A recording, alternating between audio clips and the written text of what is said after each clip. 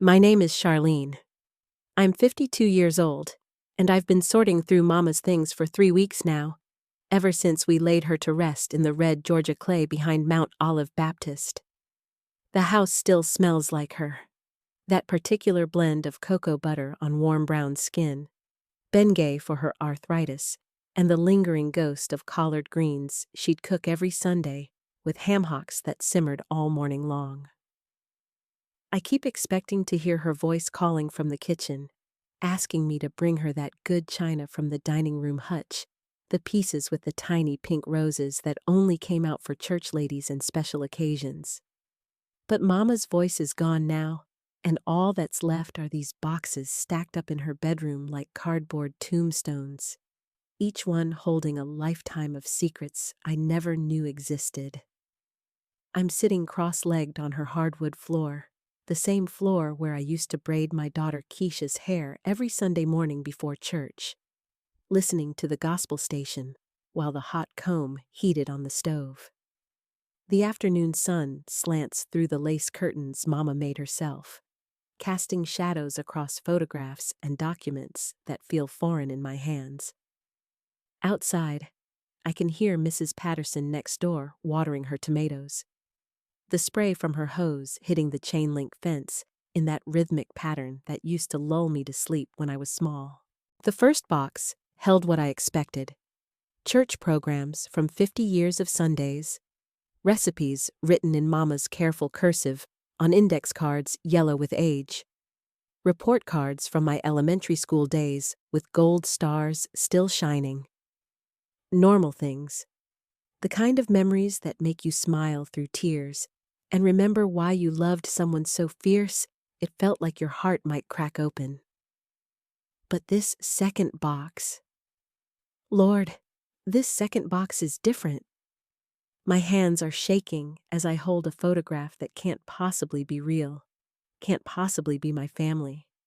It's black and white, maybe from the 1940s, and there's my grandmother Essie. I'd know her face anywhere from the portrait that hung above Mama's mantelpiece. She's standing next to a white woman in pearls, both of them smiling like they're at some kind of social gathering. But that's not what makes my stomach drop like I've swallowed stones. It's the men in the background, white men in suits, and the way Grandmother Essie is holding herself. Not like the churchwoman I knew from stories. Not like the woman who supposedly cleaned houses and took in washing. She's standing like she belongs there, like she has power in that room full of white faces during a time when black women had no power anywhere. There's an envelope beneath the photograph, thick cream paper that feels expensive between my fingers. The return address is embossed in gold.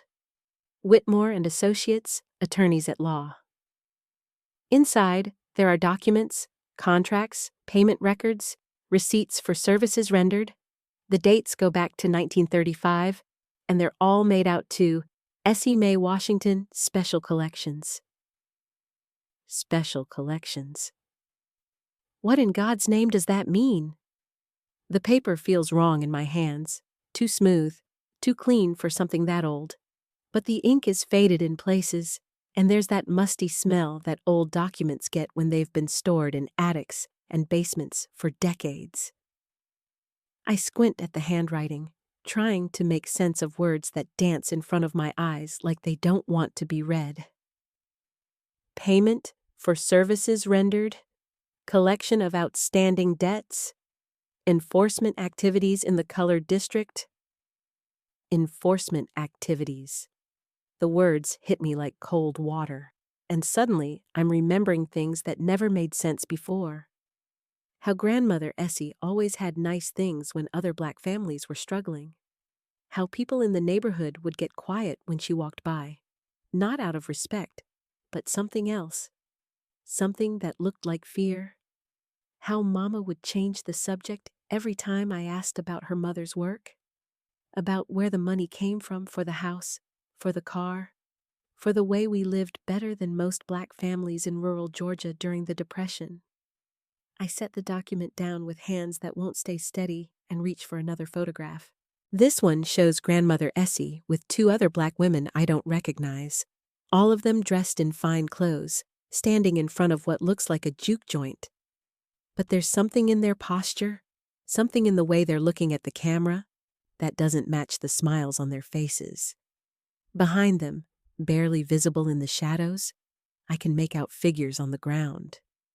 Dark shapes that might be people, might be bodies, might be nothing at all, if I could just convince myself to look away.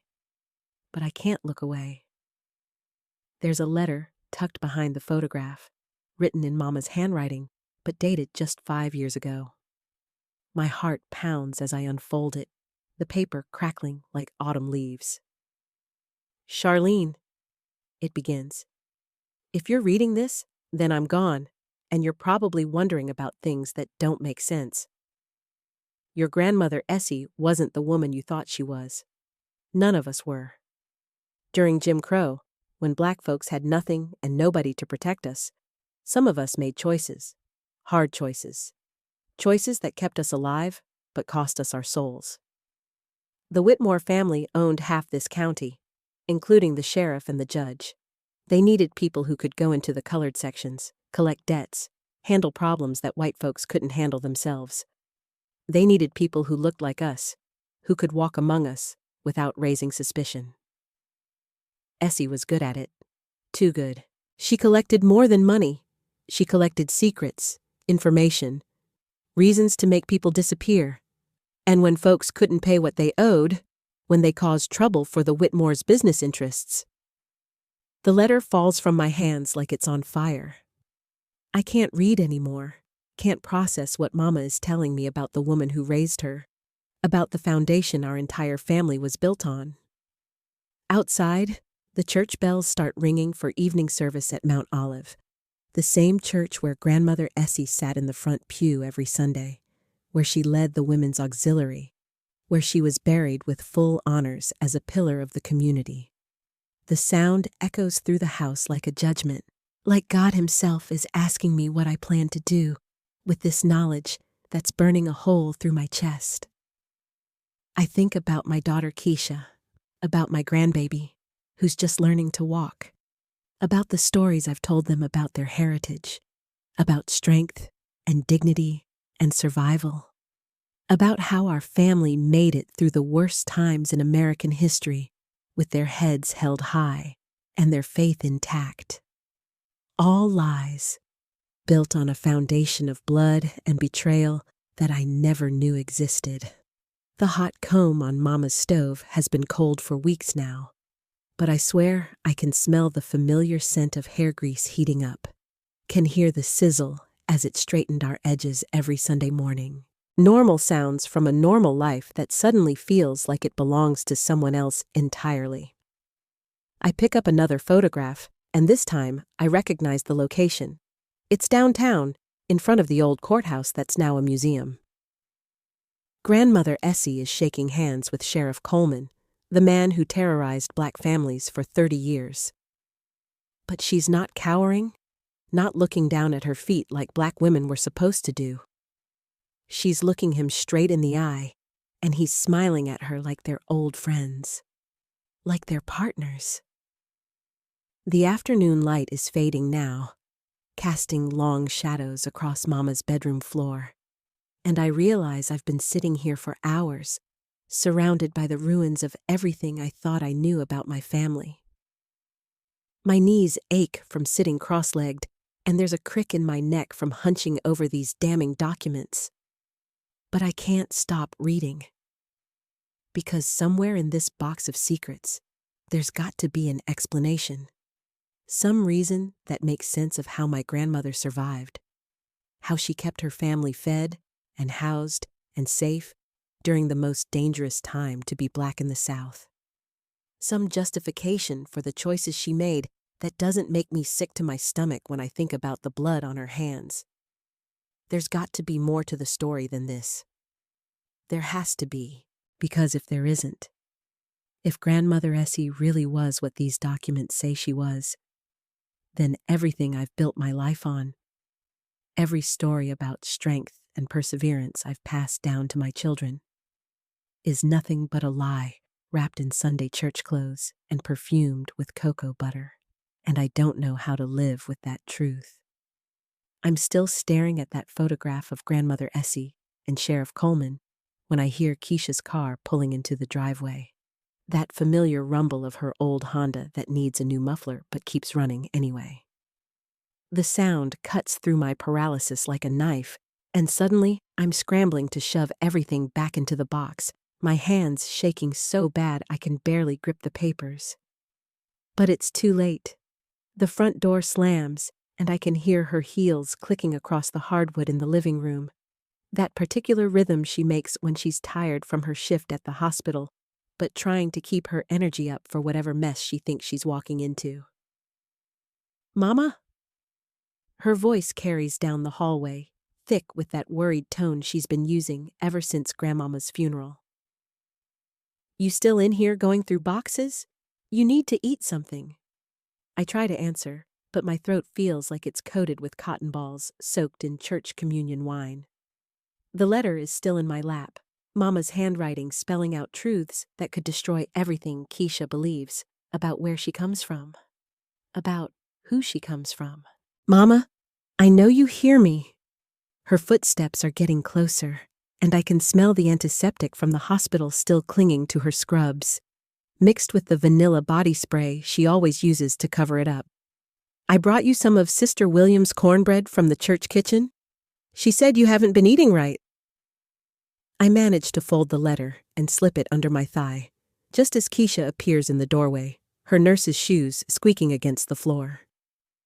She's got her hair pulled back in a neat bun, edges laid down perfect despite working a 12-hour shift, and she's carrying a foil-covered plate that makes my stomach growl, even though I feel like I might throw up. "Lord have mercy, Mama. You look like you've seen a ghost." She sets the plate down on Mama's dresser and kneels beside me on the floor, her brown eyes scanning my face with that clinical assessment she uses on her patients. "Your blood sugar low? When's the last time you ate something?" "I'm fine, baby." The lie tastes bitter on my tongue, like the iron tang you get when you bite your cheek too hard. "Just going through some old pictures." Keisha glances at the box, and I see her eyebrows furrow when she notices how my hands are positioned, like I'm trying to hide something. She's always been too smart for her own good, just like her grandmother was. Just like Grandmother Essie probably was when she was making deals with devils in sheriff's uniforms. "What kind of pictures got you looking like the world just ended?" She reaches toward the box, and I have to force myself not to slap her hand away. "Nothing important, just some old family stuff." I try to sound casual, but my voice comes out tight and strange, like I'm talking through a mouthful of sawdust. Keisha sits back on her heels, and I can see that look settling over her face. The same look she gets when one of her patients is lying about how much pain they're in or whether they've been taking their medication. It's a look that says she's not going anywhere until she gets the truth. "Mama, you've been acting strange ever since Grandmama passed. I know you're grieving, but this is different. You're hiding something." She gestures at the scattered papers around us. "What's in that box that's got you so shook up?" The church bells from Mount Olive are still ringing, calling people to evening service, and I think about how Grandmother Essie used to make us all sit in the front pew every Sunday. How she'd wear her best hat and sing the loudest during hymns, how she'd shake hands with everyone after service and ask about their families, their troubles, their business. Now I'm wondering if she was filing away every piece of information for later use. Some things are better left buried, Keisha. I start to close the box, but she puts her hand on the lid to stop me. Not in this family. We don't keep secrets from each other. Her voice has that stubborn edge that reminds me so much of Mama, it makes my chest ache. Grandmama always said transparency builds trust and secrets build walls. The irony of that statement hits me like a slap. Grandmother Essie, talking about transparency while she was apparently running information for white supremacists, The hypocrisy is so thick I can taste it, like burnt coffee grounds stuck between my teeth. Keisha, baby, sometimes the truth does more harm than good. I try to stand up, but my legs have been folded under me so long, they're full of pins and needles, and I have to grab onto Mama's bedpost to steady myself. That's not what you taught me. Keisha stands too, and now she's got her hands on her hips in that universal black woman pose that means business. You always said the truth might hurt, but lies will kill you. So what's the truth, Mama? What's in that box that's got you looking like you want to burn the whole house down? I can hear Mrs. Henderson's Wen chimes singing from her front porch next door. That gentle tinkling sound that usually soothes me, but now sounds like warning bells. The late afternoon sun is slanting through Mama's lace curtains, casting intricate shadows across the floor that look like spider webs, like traps waiting to catch whoever steps wrong. Your great-grandmother wasn't who we thought she was? The words fall out of my mouth before I can stop them, and immediately I want to snatch them back, swallow them down, pretend I never spoke them into existence. Keisha's expression shifts from annoyed to confused to something that might be fear. What do you mean? I look down at the box, at the photographs and letters that could rewrite our family history, and I realize there's no going back now. Once you open Pandora's box, you can't stuff the demons back inside and pretend they were never there. I mean, she did things, bad things, to help white folks during Jim Crow. My voice is barely above a whisper, but in the quiet of Mama's bedroom, it sounds like a shout. She worked with the sheriff, helped them handle problems in the colored community. I can't say the words, can't speak the possibility that our beloved matriarch might have been responsible for people disappearing, for families being torn apart, for blood on her hands that she washed off before church every Sunday. Keisha sinks down onto Mama's bed, the old springs creaking under her weight. The sound is familiar, comforting, but everything else feels like we've stepped into someone else's life, someone else's family history. That's impossible. Her voice is flat, emotionless, like she's trying to reject what I'm telling her before it can take root.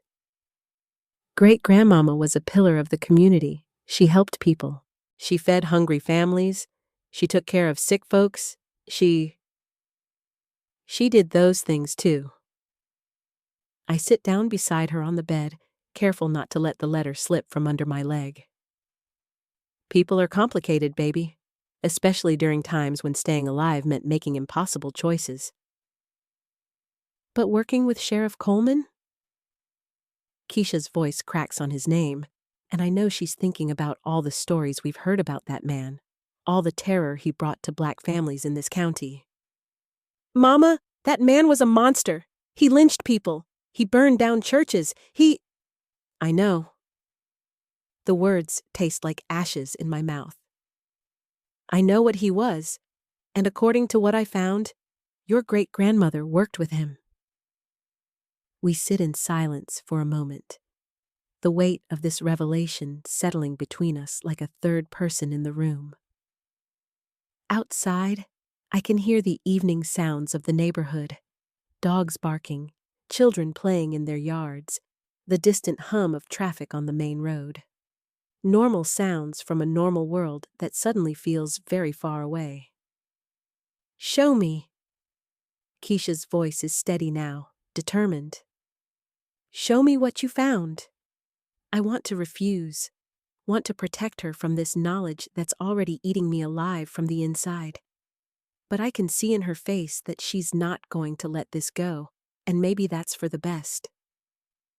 Maybe secrets really do build walls, and maybe it's time to tear down the ones that have been holding our family together with lies and half-truths. I reach under my leg and pull out the letter, my hands trembling as I hand it to her. Start with this. But Keisha, baby, once you read this, there's no going back. Once you know, you can't unknow. She takes the letter from me, her fingers brushing mine, and I can feel how cold her hands are, despite the warmth of the room. The paper crackles as she unfolds it, and I watch her face as she begins to read. See the moment when understanding dawns, when the foundation of everything she thought she knew starts to crumble. Oh my God. The words escape her lips like a prayer, but not the kind you say in church. The kind you say when you're staring into hell and realizing it might be your address. And we haven't even gotten to the photographs yet. The letter trembles in Keisha's hands like a living thing trying to escape, and I watch my daughter's face transform as she reads words that should have stayed buried with the dead.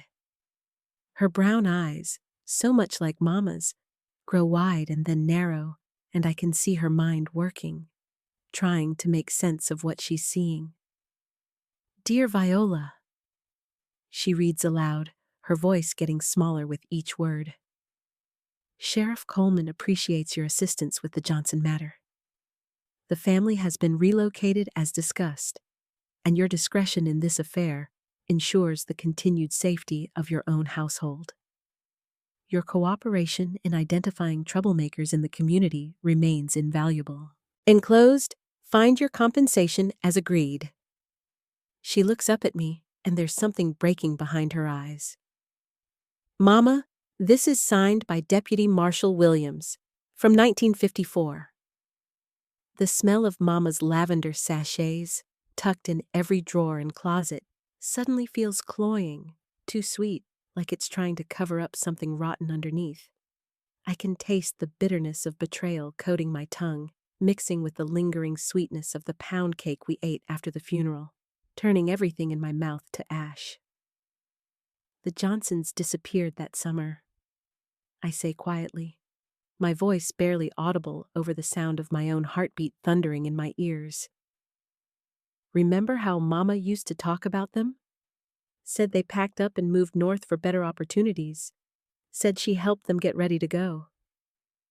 Keisha's hands are shaking so hard now that the letter is rustling like autumn leaves in a windstorm. You think great-grandmama helped them disappear people? The hardwood floor beneath my feet feels unsteady, like it might give way and send me tumbling into some dark truth I'm not ready to face. I can feel the raised grain of the old wood through my thin house slippers, each imperfection a reminder that nothing in this house is as smooth and perfect as I thought it was. I don't know what to think anymore. I reach for the box again, my fingers finding the edge of what feels like a photograph. But there's more, a lot more. Keisha sets the letter down on Mama's bedside table, right next to the bottle of White Shoulder's perfume that still holds the ghost of her scent. The contrast makes my stomach lurch, that familiar, comforting smell of Mama's presence next to evidence of her possible betrayals. Show me everything. Her voice has found its strength again, that steel backbone that runs through all the women in our family. If we're going to tear down everything I thought I knew about our family, let's do it right. I pull out the first photograph, and my breath catches in my throat like a fishhook. It's a picture of great-grandmama Viola standing next to Sheriff Coleman himself, both of them smiling like they're at a church picnic instead of whatever this was. She's wearing her good Sunday dress, the navy blue one with the pearl buttons that she kept wrapped in tissue paper, and her hair is pressed and curled just so. She looks proud, happy, even. Jesus Christ. Keisha's voice is a whisper, but it cuts through the room like a blade. She takes the photograph from my hands, holding it up to catch the fading light from the window. When was this taken? I flip it over, and there's a date written in great-grandmama's careful script. July 4th, 1955, Community Appreciation Day. Below that, in different handwriting, someone has written, V. Washington, Community Liaison. Community liaison. The words taste like copper pennies on my tongue, bitter and metallic. That's what they called her. She was their informant. The room feels smaller now, like the walls are closing in on us, pressing the weight of this knowledge down on our shoulders until I can barely breathe. The familiar creak of the old house settling sounds different now, ominous, like it's groaning under the burden of secrets it's been keeping for decades. Keisha stands up abruptly, pacing to the window and then back to the bed, her movements sharp and agitated. She's wearing her hair in a high bun today, and I can see the tension in her neck, the way she's holding herself like she might snap in half if she moves wrong. "This doesn't make sense," she says, more to herself than to me. "Great-grandmama fed half the neighborhood during the Depression. She took in children whose parents couldn't care for them. She organized the church fundraisers. She made sure everyone had Christmas presents. She was good people, Mama. Good people. Maybe that's what made her so effective." The words come out of my mouth before I can stop them, and they hang in the air between us like smoke from a house fire. Maybe they trusted her because she was good people. Maybe that's exactly why Sheriff Coleman wanted her on his side.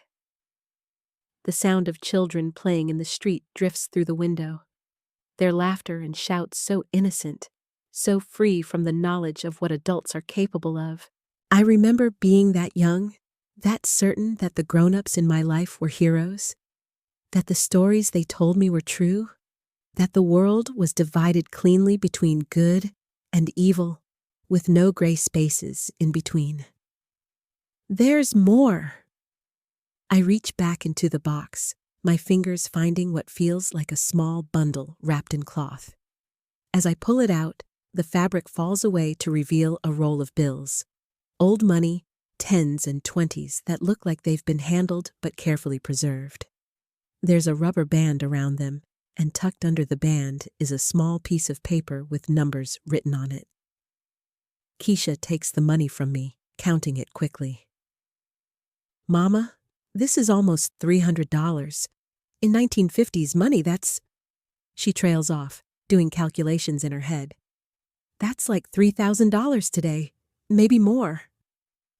The late afternoon light is shifting now, growing golden and long, casting new shadows across the room that seem to dance and shift like living things. The lace curtains that Mama crocheted herself years ago are creating patterns on the floor that look like prison bars, like chains, like all the things that held our family together, might have been made of lies and blood money. Payment for services rendered. My voice sounds hollow, like it's coming from somewhere far away. That's what this was, Keisha. She was on their payroll. But even as I say it, something doesn't feel right. There's a piece of this puzzle that I'm missing, something that doesn't fit with the great-grandmama I remember. The woman who used to braid my hair while humming spirituals, who made sure I knew the names of all the ancestors who came before me, who taught me that family was everything and loyalty was sacred. Keisha is staring at the money like it might bite her, holding it away from her body like it's contaminated. What kind of services? What did she do for them? I don't know yet. I reach into the box again, feeling around for more photographs, more letters, more pieces of this horrible puzzle. But I'm afraid to find out. My fingers brush against something smooth and cool. Another photograph, larger than the first one. As I pull it out, I can already tell this one is different. The paper is thicker, more formal, like it was taken for official purposes rather than as a keepsake. The image that emerges makes my blood run cold.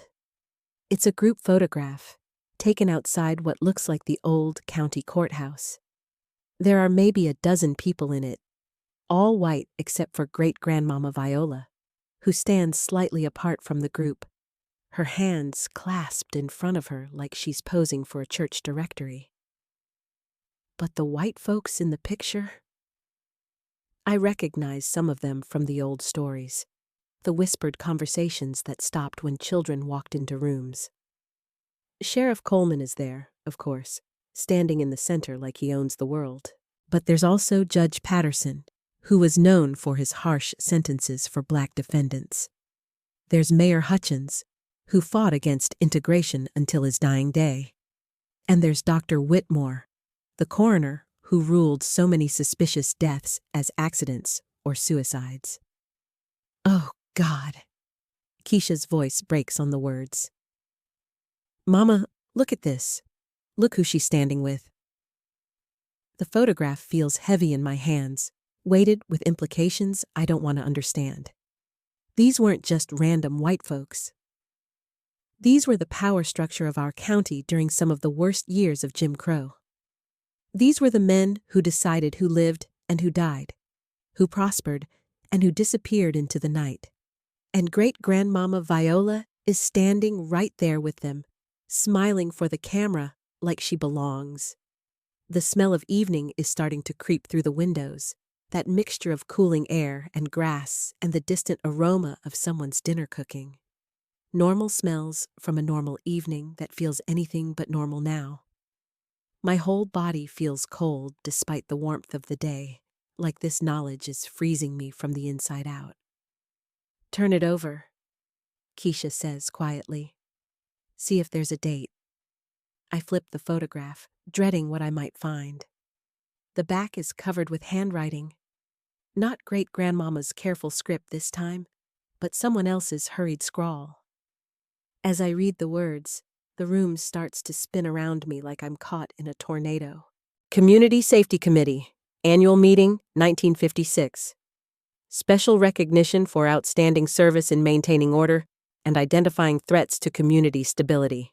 V. Washington, Civilian Coordinator. Civilian Coordinator. The words echo in my head like gunshots, each syllable hitting me like a physical blow. She wasn't just informing on her neighbors. She was coordinating with them, working with them, helping them decide who was a threat and who wasn't. Keisha sinks back down onto the bed, the springs creaking under her weight. She's gone very still, very quiet, like she's trying to process something too big to fit inside her head. How many people? She asks finally, her voice so soft I have to strain to hear her. How many people do you think she helped them hurt? The question hangs in the air between us like a noose, and I realize I don't want to know the answer.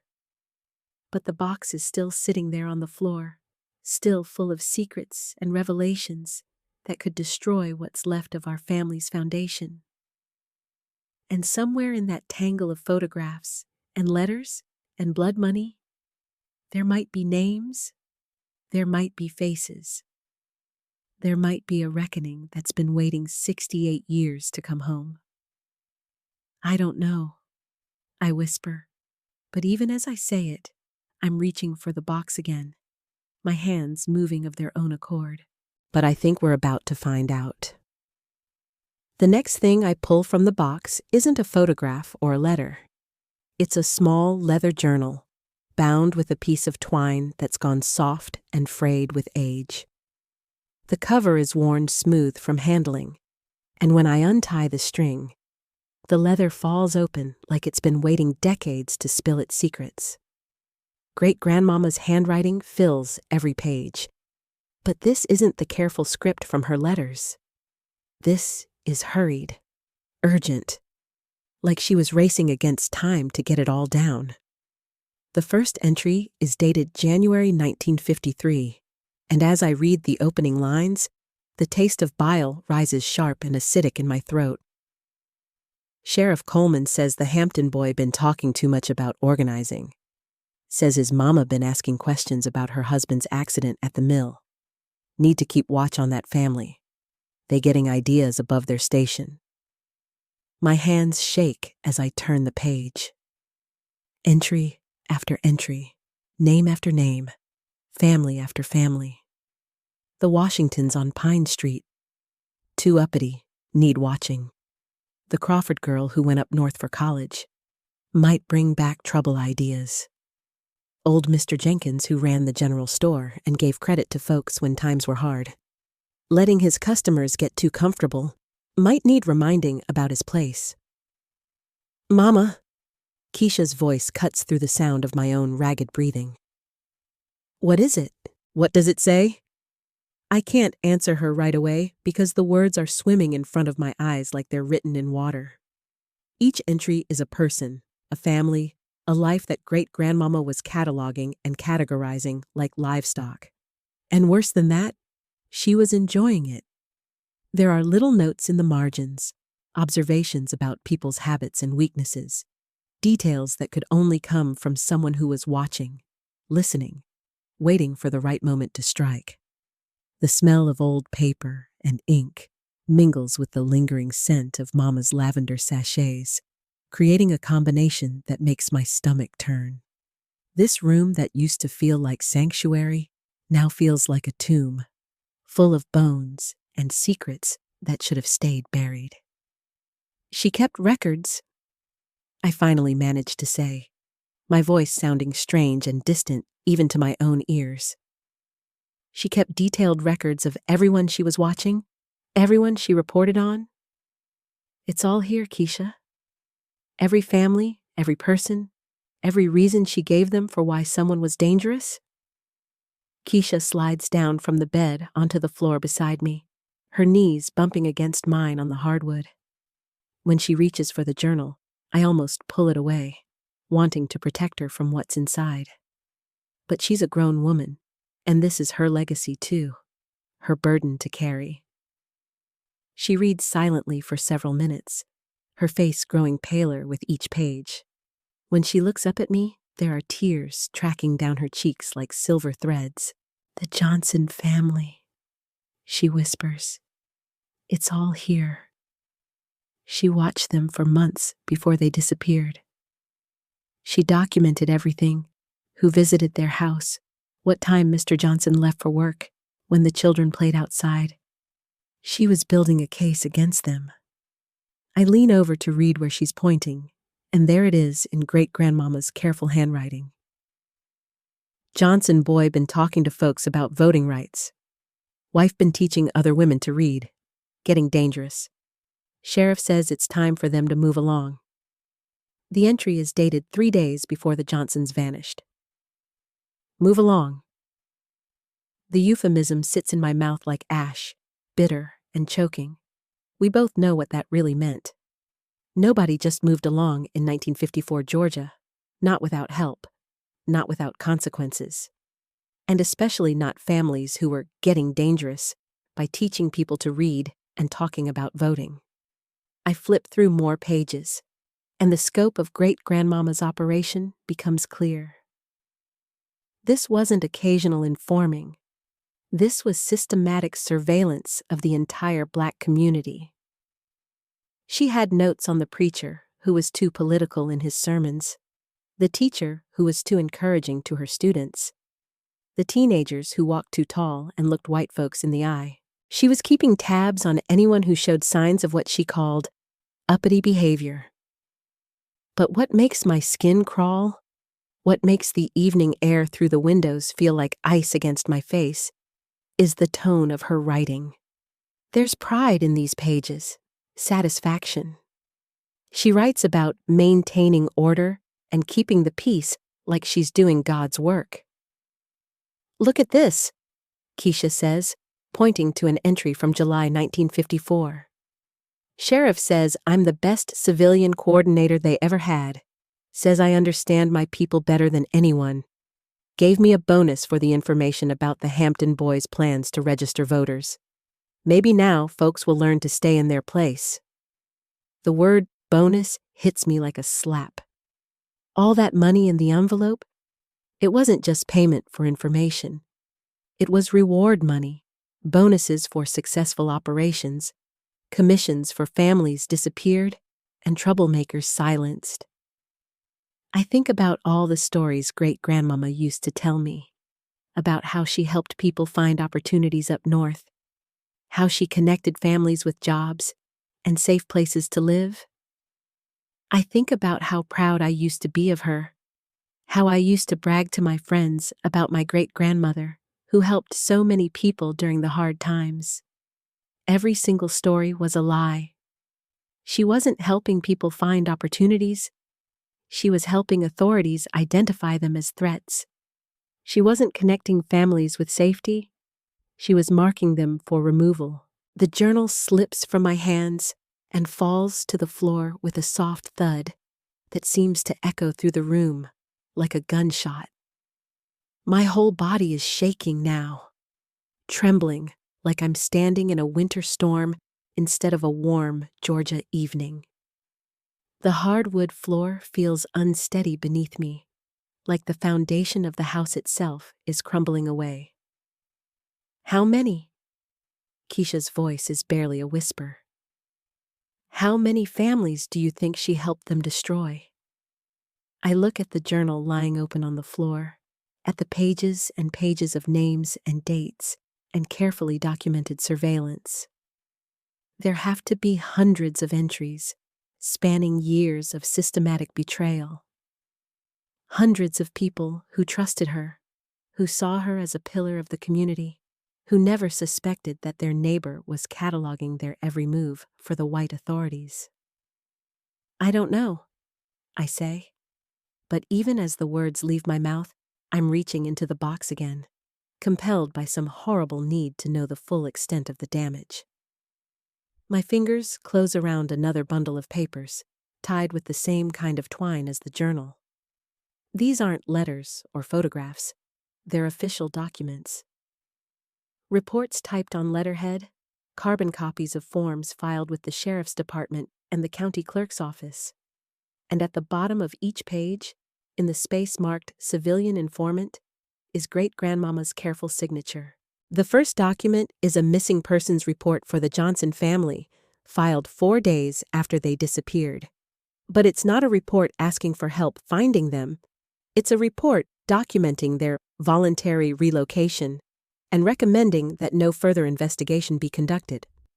Great-grandmama's signature is right there, confirming that the family left willingly and providing assurance that they posed no further threat to community stability. The second document is worse. It's a death certificate for Robert Hampton, the young man who'd been organizing voter registration drives. Cause of death is listed as accidental drowning, but there's a note attached in great-grandmama's handwriting.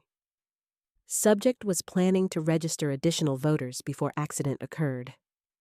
Threat to community order has been neutralized. Neutralized. Like he was a military target instead of a 23-year-old man who wanted black folks to have the right to vote. Keisha is reading over my shoulder, her breath warm against my neck, and I can feel her body tensing with each new revelation. When she speaks, her voice is hollow, empty of everything except disbelief. She wasn't just reporting on people, Mama. She was helping them cover up murders. The word hangs in the air between us like a curse, and I know she's right. These aren't just surveillance records. They're documentation of a systematic campaign of terror, with great-grandmama Viola as one of the key architects. She wasn't just telling white authorities who to watch. She was helping them decide who to eliminate and providing cover stories for their disappearances.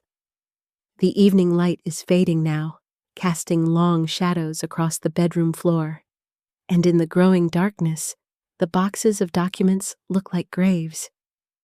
All these years, I've been living on top of a cemetery, sleeping in a house built on the bones of people my own great-grandmother helped to kill. I think about every family gathering, every Sunday dinner, every holiday celebration where we honored great-grandmama's memory and celebrated her legacy.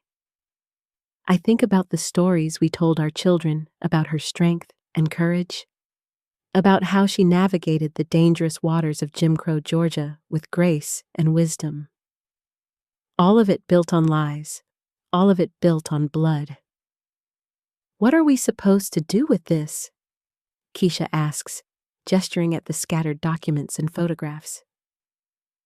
What are we supposed to do with knowing this? It's the question I've been dreading, the one I don't have an answer for. Because now that we know, we can't unknow. We can't go back to believing the stories, can't go back to honoring a memory that was never real in the first place. But we also can't just pretend this never happened. Can't just pack these boxes away and hope the truth stays buried.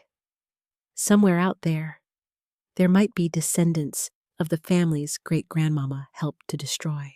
People who spent their whole lives wondering what happened to their grandparents, their aunts and uncles, their siblings who disappeared into the Georgia night and never came home. People who deserve to know the truth, no matter how ugly it is. But telling the truth means destroying our family's reputation, means admitting that our ancestor was not just complicit in the horrors of Jim Crow, but was an active participant in them. It means carrying the weight of that knowledge for the rest of our lives, means looking at our children and grandchildren and explaining how the woman they've been taught to revere was actually a traitor to her own people.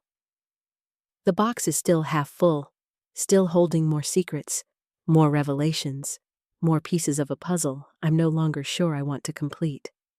But my hands are already reaching for the next bundle of papers, driven by a compulsion I can't control. Because if we're going to carry this burden, if we're going to live with this knowledge, then we need to know all of it. We need to understand the full scope of what great-grandmama Viola did, the full extent of the damage she caused. And maybe, somewhere in all these documents and photographs and carefully kept records, we'll find a way to make it right. Maybe we'll find a way to honor the victims instead of the perpetrator, to tell their stories instead of hers. Maybe we'll find a way to turn this legacy of betrayal into something that resembles justice. But first, we have to finish opening the boxes. We have to see how deep this goes, how far the corruption spread, how many lives were lost because one woman decided that survival was more important than solidarity. The hardwood floor creaks beneath us as we settle in for what I know will be a long night. Outside, the sounds of evening are starting. Crickets chirping, distant voices calling children home for dinner, the soft hum of air conditioners kicking on against the lingering heat. Normal sounds from a normal world that feels impossibly far away from this room, this moment, this terrible knowledge that's changing everything I thought I knew about my family, my history, my own place in the world. Keisha reaches for my hand, her fingers intertwining with mine, and for a moment, the weight of what we're carrying feels just a little bit lighter. Whatever we find in the rest of these boxes, whatever other horrors great-grandmama's records reveal, we'll face them together. We'll bear witness to the truth, no matter how much it hurts. And maybe, in the bearing of it, we'll find a way to heal some of the wounds that have been festering in the darkness for far too long. I need to make us some coffee. My hands are shaking too much to keep reading, and the weight of these revelations is settling into my bones like arthritis before a storm. Keisha nods when I tell her, understanding without words that we both need a moment to breathe, to ground ourselves in something normal and familiar. The kitchen still smells like Mama, like cinnamon rolls she'd bake on Sunday mornings and the lavender dish soap she always used. I run my fingers along the worn Formica countertop, feeling every nick and scratch that tells the story of 50 years of family meals, holiday preparations, and late-night conversations over cups of chicory coffee. The percolator sits in its usual spot by the window, the same aluminum one Mama inherited from her own mother, polished to a dull shine from decades of use. As I measure out the coffee grounds, that rich, dark roast Mama always bought from the A&P, the familiar ritual begins to calm my racing heart. The sound of water filling the percolator, the soft click of the burner igniting, the anticipation of that first bubble and pop that means the coffee's starting to brew. These are the sounds of home, of normalcy, of a world where great-grandmothers are remembered for their cornbread recipes and not their complicity in murder. But even here, in this sanctuary of everyday comfort, the truth follows me. I notice things I've never paid attention to before. The way Mama always kept the kitchen curtains drawn tight.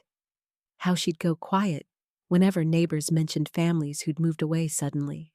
How she'd change the subject if anyone asked too many questions about the old days, about who used to live in the houses that sat empty on our street. The coffee begins to percolate, that rhythmic bubbling that sounds like a heartbeat, and I lean against the counter, letting the familiar sounds wash over me. Through the window, I can see Mrs. Henderson's porch light flickering on across the street. She's probably settling in for her evening stories on the radio, same as she has every night for the 30 years I've known her. Normal life continuing on while my world reshapes itself around secrets that have been hiding in plain sight. Keisha appears in the doorway, her natural hair freed from the ponytail holder, coils and curls framing her face in the soft kitchen light. She looks so much like me at her age, the same high cheekbones, the same way of holding herself when she's trying to be strong. But there's something in her eyes now that wasn't there this morning, a heaviness that comes from knowing too much too soon.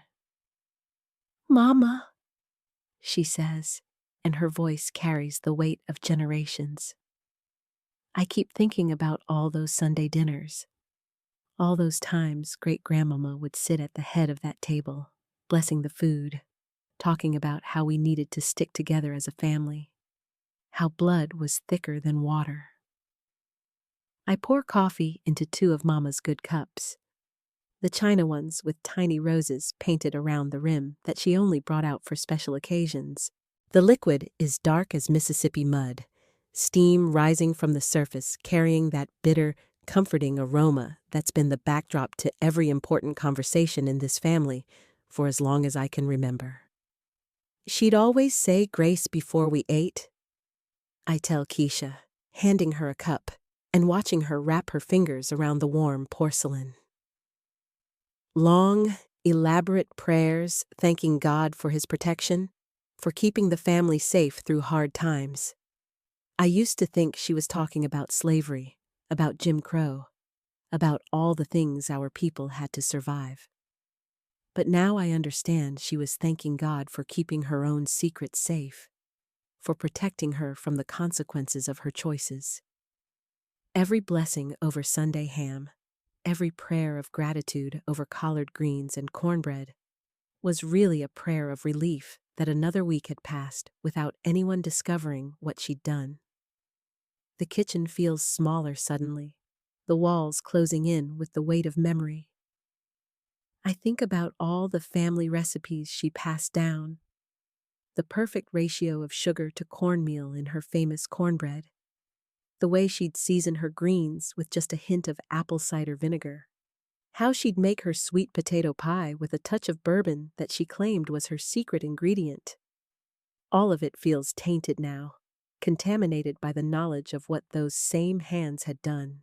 Remember how she'd always insist on washing the dishes herself? Keisha asks, settling into one of the vinyl kitchen chairs that squeaks just like it did when I was a child. Even when she got older and her arthritis was bad, she'd stand at that sink for an hour, washing every plate and glass by hand. I remember the way she'd scrub each dish like she was trying to wash away something that wouldn't come clean, the methodical way she'd dry everything with the same faded dish towels she'd used for decades. I used to think it was just her way of maintaining control, of keeping her kitchen exactly the way she wanted it. Now I wonder if it was penance, a daily ritual of trying to cleanse herself of sins that soap and water could never touch. The coffee is strong and bitter, cutting through the sweetness of the memories that have been sustaining me through these 3 weeks of grief. I think about the funeral, about all the people who came to pay their respects, sharing stories about great-grandmama's kindness, her wisdom, her strength in the face of adversity. Mrs. Johnson from down the street talked about how great-grandmama had helped her family when times were hard, bringing them groceries and medicine when they couldn't afford both. Sister Williams from the church remembered how she'd organized clothing drives for families in need, always making sure everyone had warm coats before winter set in. Were those acts of genuine kindness, or were they calculated moves to maintain her cover? Was every good deed a way of building trust in the community, creating a reputation that would shield her from suspicion? I can't tell anymore. The woman in those stories and the woman in those documents seem like two completely different people, and I don't know which one was real. The refrigerator hums to life, that familiar sound joining the symphony of normal household noises. The clock ticking on the wall, the soft whistle of wind through the window screens, the distant sound of a television from next door. These are the sounds of my childhood, the soundtrack to thousands of ordinary moments that now feel precious because they existed before I knew the truth. I called in sick tomorrow, Keisha says, staring into her coffee cup like she might find answers in the dark liquid. Told them it was family business, which I guess is true enough. Family business. That's what we always called it when something needed to be handled privately, when the outside world didn't need to know the details of our struggles or our triumphs.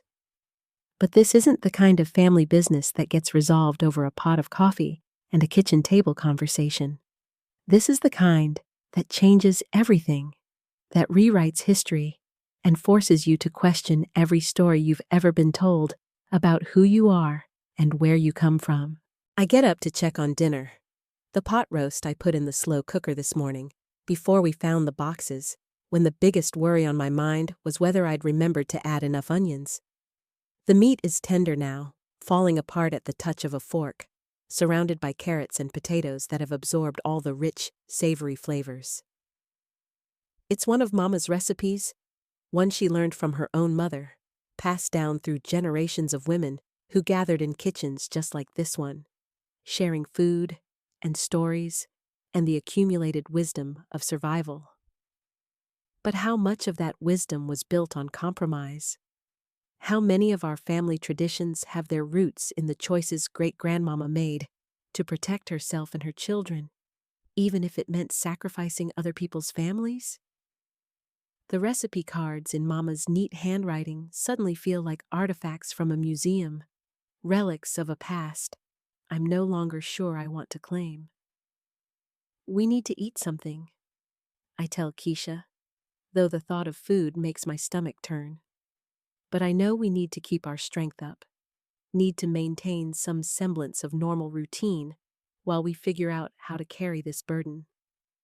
I fix 2 plates, the familiar motions of serving food, providing a temporary anchor in the storm of emotions threatening to overwhelm me. The pot roast smells like home, like Sunday dinners and special occasions, like all the times this family has gathered around food to celebrate and mourn and simply exist together. But even these comforting aromas can't mask the bitter taste of betrayal that seems to coat everything now. We eat in silence, the only sounds the soft scrape of forks against china and the continued percolating of the coffee pot. Outside, the neighborhood is settling into evening routines. Porch lights coming on, children being called in for baths, the distant sound of gospel music drifting from someone's radio. Normal life, normal families, normal secrets that don't involve collaboration and murder and the destruction of innocent lives. The pot roast is perfectly seasoned, tender, and rich, but it tastes like ashes in my mouth. Every bite reminds me of great-grandmama's hands preparing similar meals, the same hands that wrote those reports, that pointed authorities toward families who trusted her, that helped orchestrate disappearances that were never meant to be solved. I keep wondering about the money, Keisha says finally, breaking the heavy silence. Those payments in the records, what did she do with all that money? Where did it go? It's a question I've been avoiding, but now that she's asked it, I can't ignore the obvious answer. The down payment on this house that Mama inherited. My college tuition that somehow got paid, even though we were supposedly struggling. The new car great-grandmama bought in 1956, the one everyone said was too fancy for a woman in her position. All of it suddenly makes sense in the worst possible way. I think about my own children, about the advantages I was able to give them because of the foundation great-grandmama built for our family. Keisha's education, the opportunities I was able to provide, the stability that came from owning property and having savings passed down through generations. How much of our family's success was built on blood money? How many of the blessings I've been grateful for my entire life were purchased with the lives of people who looked just like us? The kitchen feels haunted now, filled with the ghosts of all the meals prepared with money earned through betrayal, all the celebrations funded by tragedy, all the family traditions built on a foundation of lies.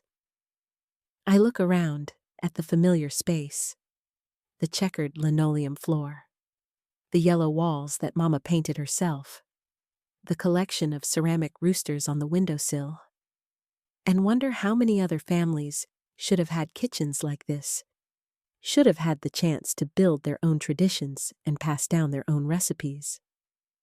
We have to go back upstairs, I say finally, though every fiber of my being wants to stay here in the relative safety of the kitchen, surrounded by the comforting illusions of normalcy.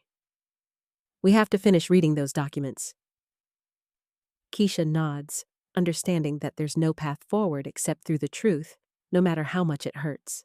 We clear our plates, wash them in the same sink where great-grandmama performed her daily ritual of attempted cleansing, dry them with the same towels that have absorbed decades of family secrets. As we prepare to return to Mama's bedroom, to the boxes that hold the rest of the story, I take one last look around the kitchen. This room has been the heart of our family for generations, the place where we've shared our joys and sorrows, where we've passed down recipes and stories and the accumulated wisdom of women who survived impossible circumstances.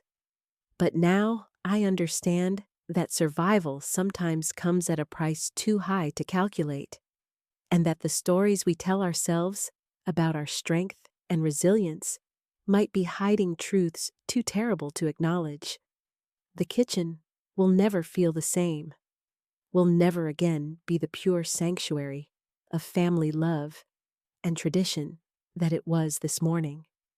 Because now I know that even our most sacred spaces, our most cherished memories, our deepest sense of family identity can be built on foundations of betrayal and blood.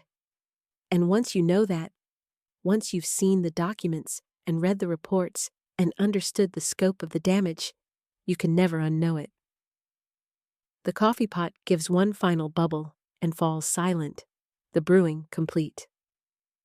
But the real work, the hard work of reckoning with our family's true legacy, is just beginning. I reach for my coffee mug, needing something to steady my hands before we go back upstairs. The ceramic is warm against my palms, and I breathe in the rich aroma, chicory and dark roast, the way great-grandmama taught Mama to make it, the way I taught Keisha. Even our coffee traditions are tainted now, passed down through generations of women who carried secrets that should have died with them. Before we go back up there, I say, my voice barely above a whisper, I need to tell you something about your great-great-grandmama that I never shared. Keisha looks up from her own mug, and I see the wariness in her eyes. She's already bracing herself for another revelation, another crack in the foundation of everything she thought she knew about our family. When I was little, maybe 7 or 8, I caught her burning papers in the backyard one night. It was late, past my bedtime, but I'd gotten up for water and saw the flames through the kitchen window. The memory comes back sharp and clear, the way childhood trauma sometimes does, every detail preserved in amber. She was standing over this metal wash basin, feeding documents into the fire one by one, and she was crying. I take a sip of coffee, letting the bitter warmth coat my throat. I'd never seen her cry before. Never. She was this pillar of strength, you know? Nothing broke her, nothing made her falter. But that night, watching those papers burn, she was sobbing like her heart was breaking. "What did you do?" Keisha's voice is soft, careful. I was scared, terrified actually, so I crept back to bed and pretended I never saw anything. But the next morning, there was this smell in the air. Not just burnt paper, but something else. Something chemical and wrong. I pause, remembering the acrid scent that had lingered for days afterward, no matter how many windows Mama opened. Years later, when I learned about people burning photographs to destroy evidence, I recognized that smell. Keisha sets down her mug with a soft clink against the saucer. "You think she was destroying records of what she'd done?"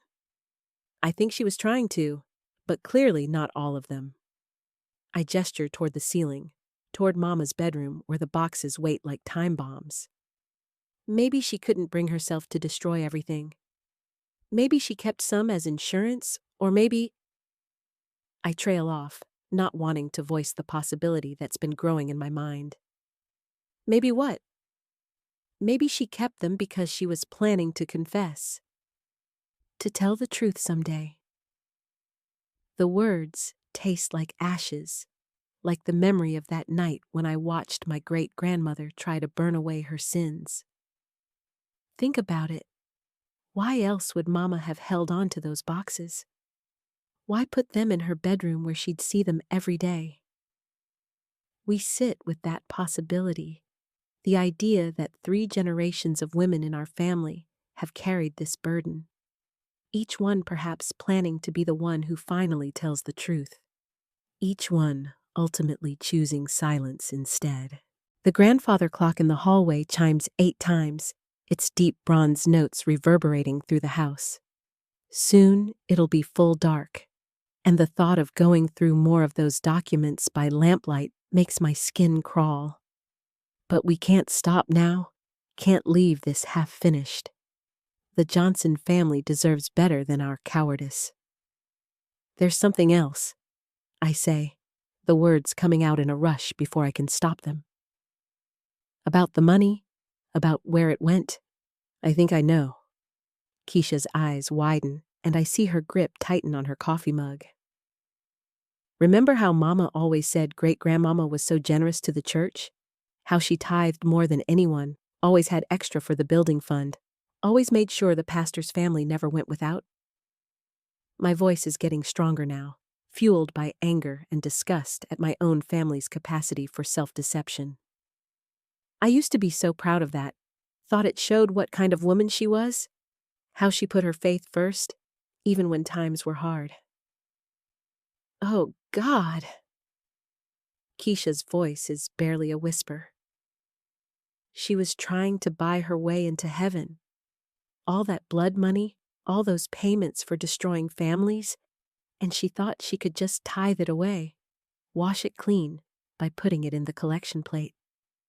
The bitter laugh that escapes me sounds nothing like my own voice. The new roof on the sanctuary in 1957, the addition to the Sunday school building in 1960, the pastor's house that got renovated in 1963. How much of that was paid for with money she earned pointing authorities toward innocent people? Keisha pushes back from the table, her chair scraping against the linoleum. She walks to the window and stares out at the darkening street, her reflection ghost-like in the glass. "The church where I was baptized, where you and Mama got married, where we had great-grandmama's funeral, where we sang hymns about redemption and forgiveness, never knowing we were sitting in a sanctuary built with blood money." I join her at the window, looking out at the familiar neighborhood. Porch lights are coming on up and down the street, families settling in for the evening. Normal families with normal secrets. How many other people knew? How many of our neighbors, our church family, our community leaders were part of this? It's the question that terrifies me most. Because if great-grandmama was being paid by law enforcement, she wasn't working alone. There had to be others, other informants, other collaborators, other people in our community who chose survival over solidarity. How deep did this network go? How many of the people I've respected my entire life were part of this system? We have to finish reading, Keisha says, though her voice lacks conviction. Even if it destroys everything we thought we knew about our family, about our community, about ourselves. I nod, though part of me wants to take those boxes out to the backyard right now and finish what great-grandmama started that night when I was 7. Burn it all. Let the flames consume the evidence and the guilt and the terrible knowledge that's changing everything I thought I understood about where I come from. But that would make us complicit in the cover-up, would make us accessories after the fact to crimes that happened before we were born, but whose consequences ripple through generations. The Johnson family deserves better. All the families do. Before we go upstairs, I say, I need you to understand something. Whatever we find in those boxes, whatever else we learn about great-grandmama and the money and the extent of what she did, we can't let it destroy us. We can't let their sins become our shame. Keisha turns from the window, and I see tears tracking down her cheeks. But how do we live with this? How do we wake up tomorrow, and the day after that, and the day after that, knowing what we know? It's the same question I've been asking myself since we found that first letter, and I still don't have an answer. How do you reconcile love with betrayal? How do you honor the good in someone while acknowledging the evil? How do you carry on family traditions when you know they were built on a foundation of blood and lies? I don't know, I admit, but I know we have to try. We owe it to the people who didn't survive, to the families who were torn apart, to the children who grew up without parents because of what our great-grandmother did. The kitchen feels smaller now, cramped with the weight of revelation and the ghosts of all the people who should have had kitchens of their own, should have had the chance to pass down their own recipes and traditions and stories. The yellow walls that seemed cheerful this morning now feel garish, false, like a bright coat of paint over rotting wood. We rinse our coffee mugs in silence, dry them with the same dish towels that have absorbed decades of family secrets. The familiar ritual feels different now, tainted by knowledge and weighted with the understanding that even our most mundane family traditions carry the stain of what came before.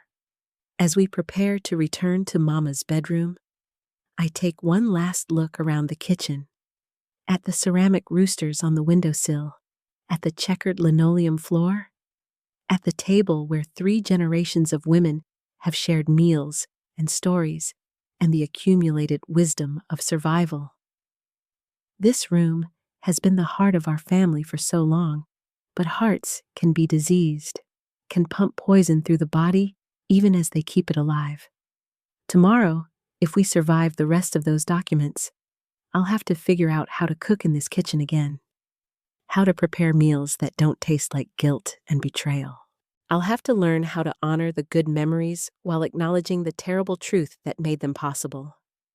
But tonight, there are more boxes to open, more documents to read, more terrible truths to uncover. The Johnson family is waiting for justice, even if it comes 70 years too late. And we're the only ones left who can give it to them. The hardwood floor feels different under my knees this time. Colder, less forgiving, as if the house itself has shifted with the weight of what we've learned. The third box sits between Keisha and me like a sleeping animal, its cardboard corners softened by decades of Georgia humidity.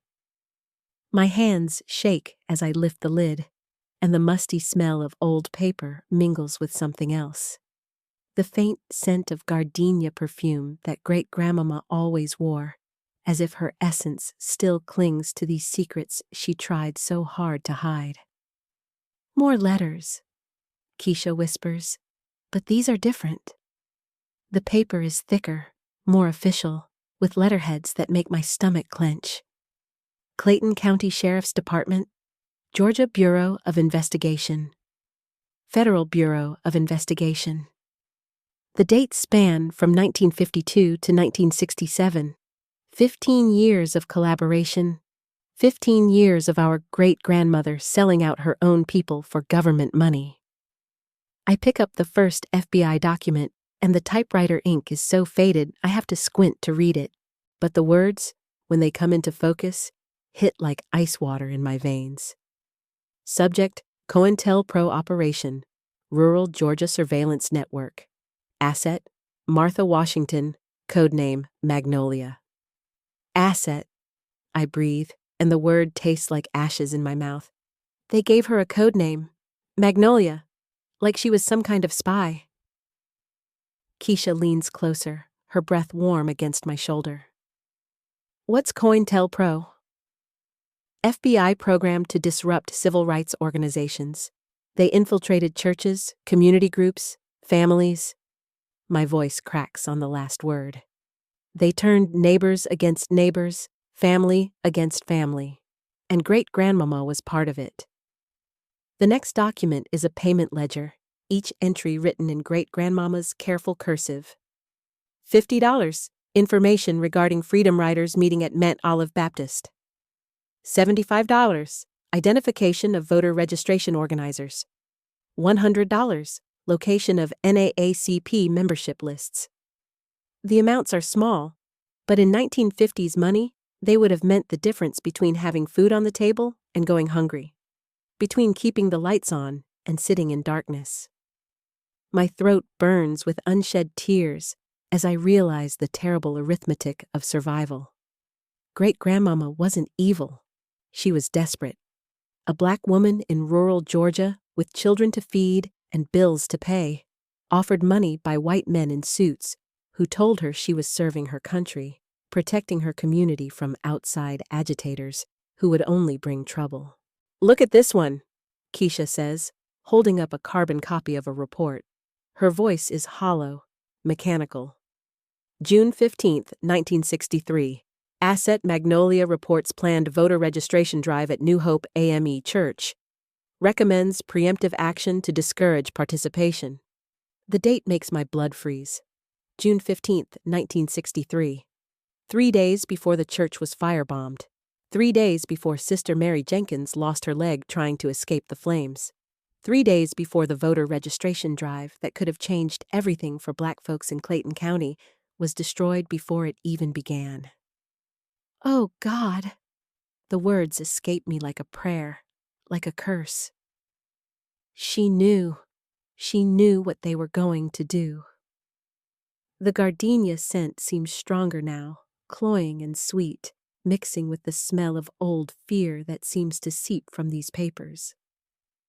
I remember Sister Mary hobbling down the church aisle every Sunday, her metal leg brace clicking against the wooden floor, and how great-grandmama would always make sure to sit where she couldn't see her, couldn't meet her eyes during service.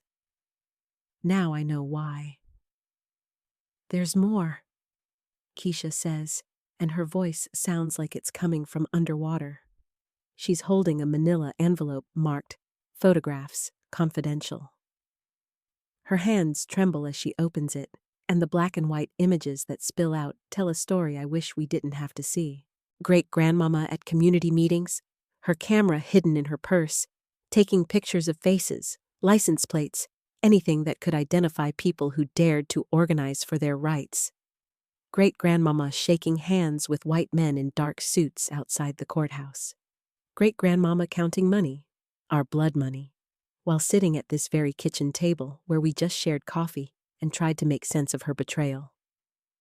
The worst photograph shows her at a NAACP meeting, surrounded by people I recognize even now.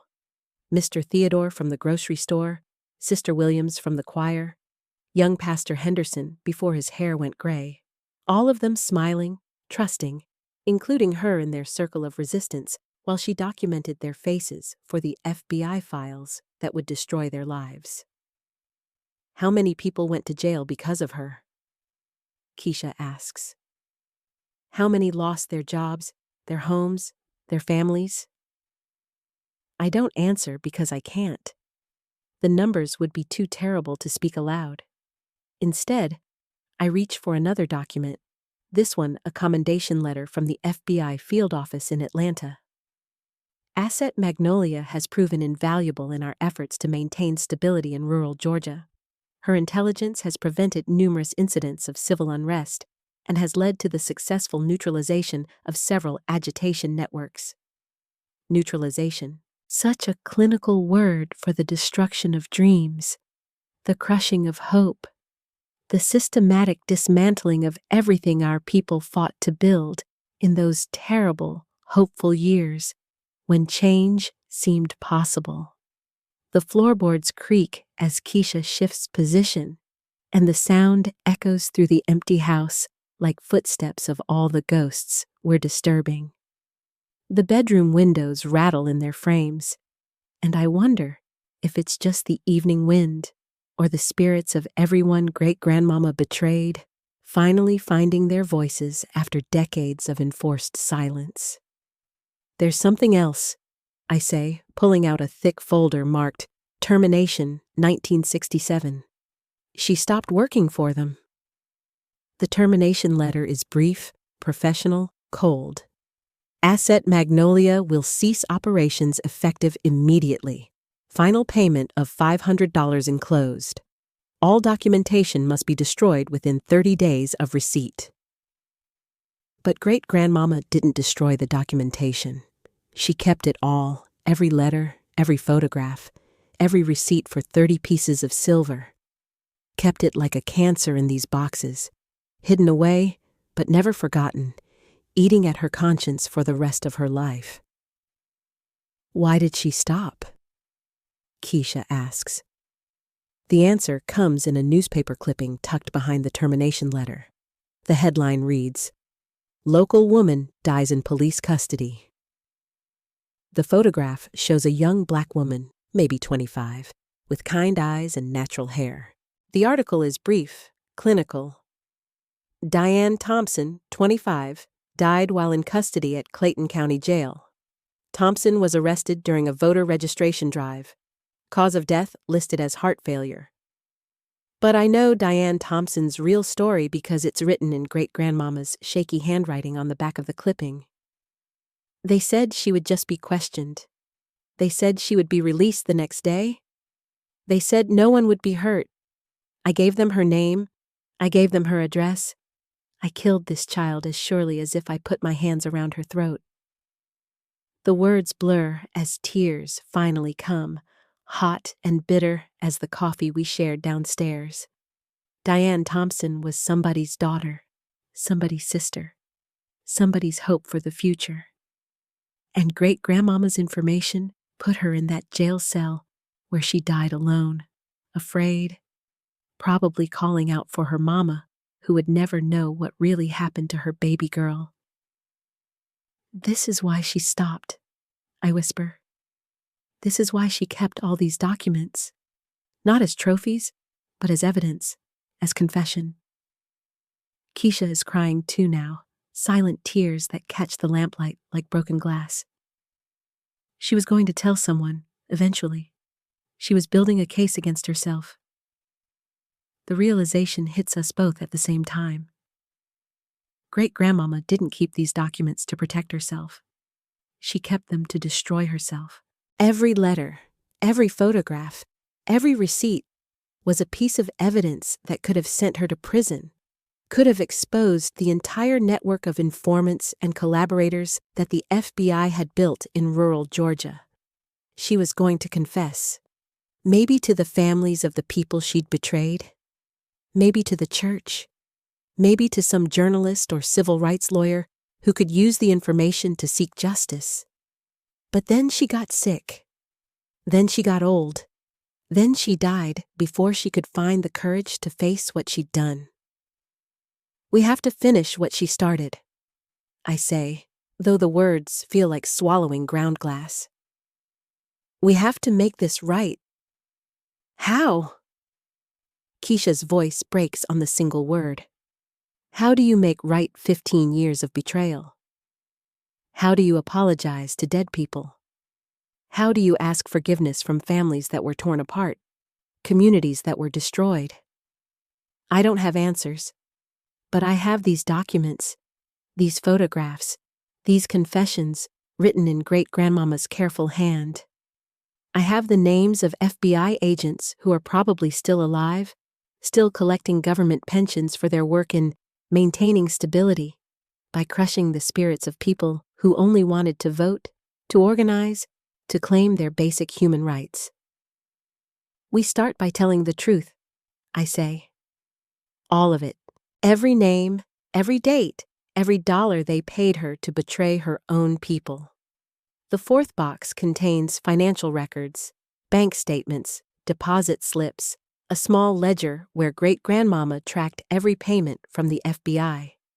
The amounts are heartbreaking in their modesty. $25 here, $50 there, never more than 100 at a time.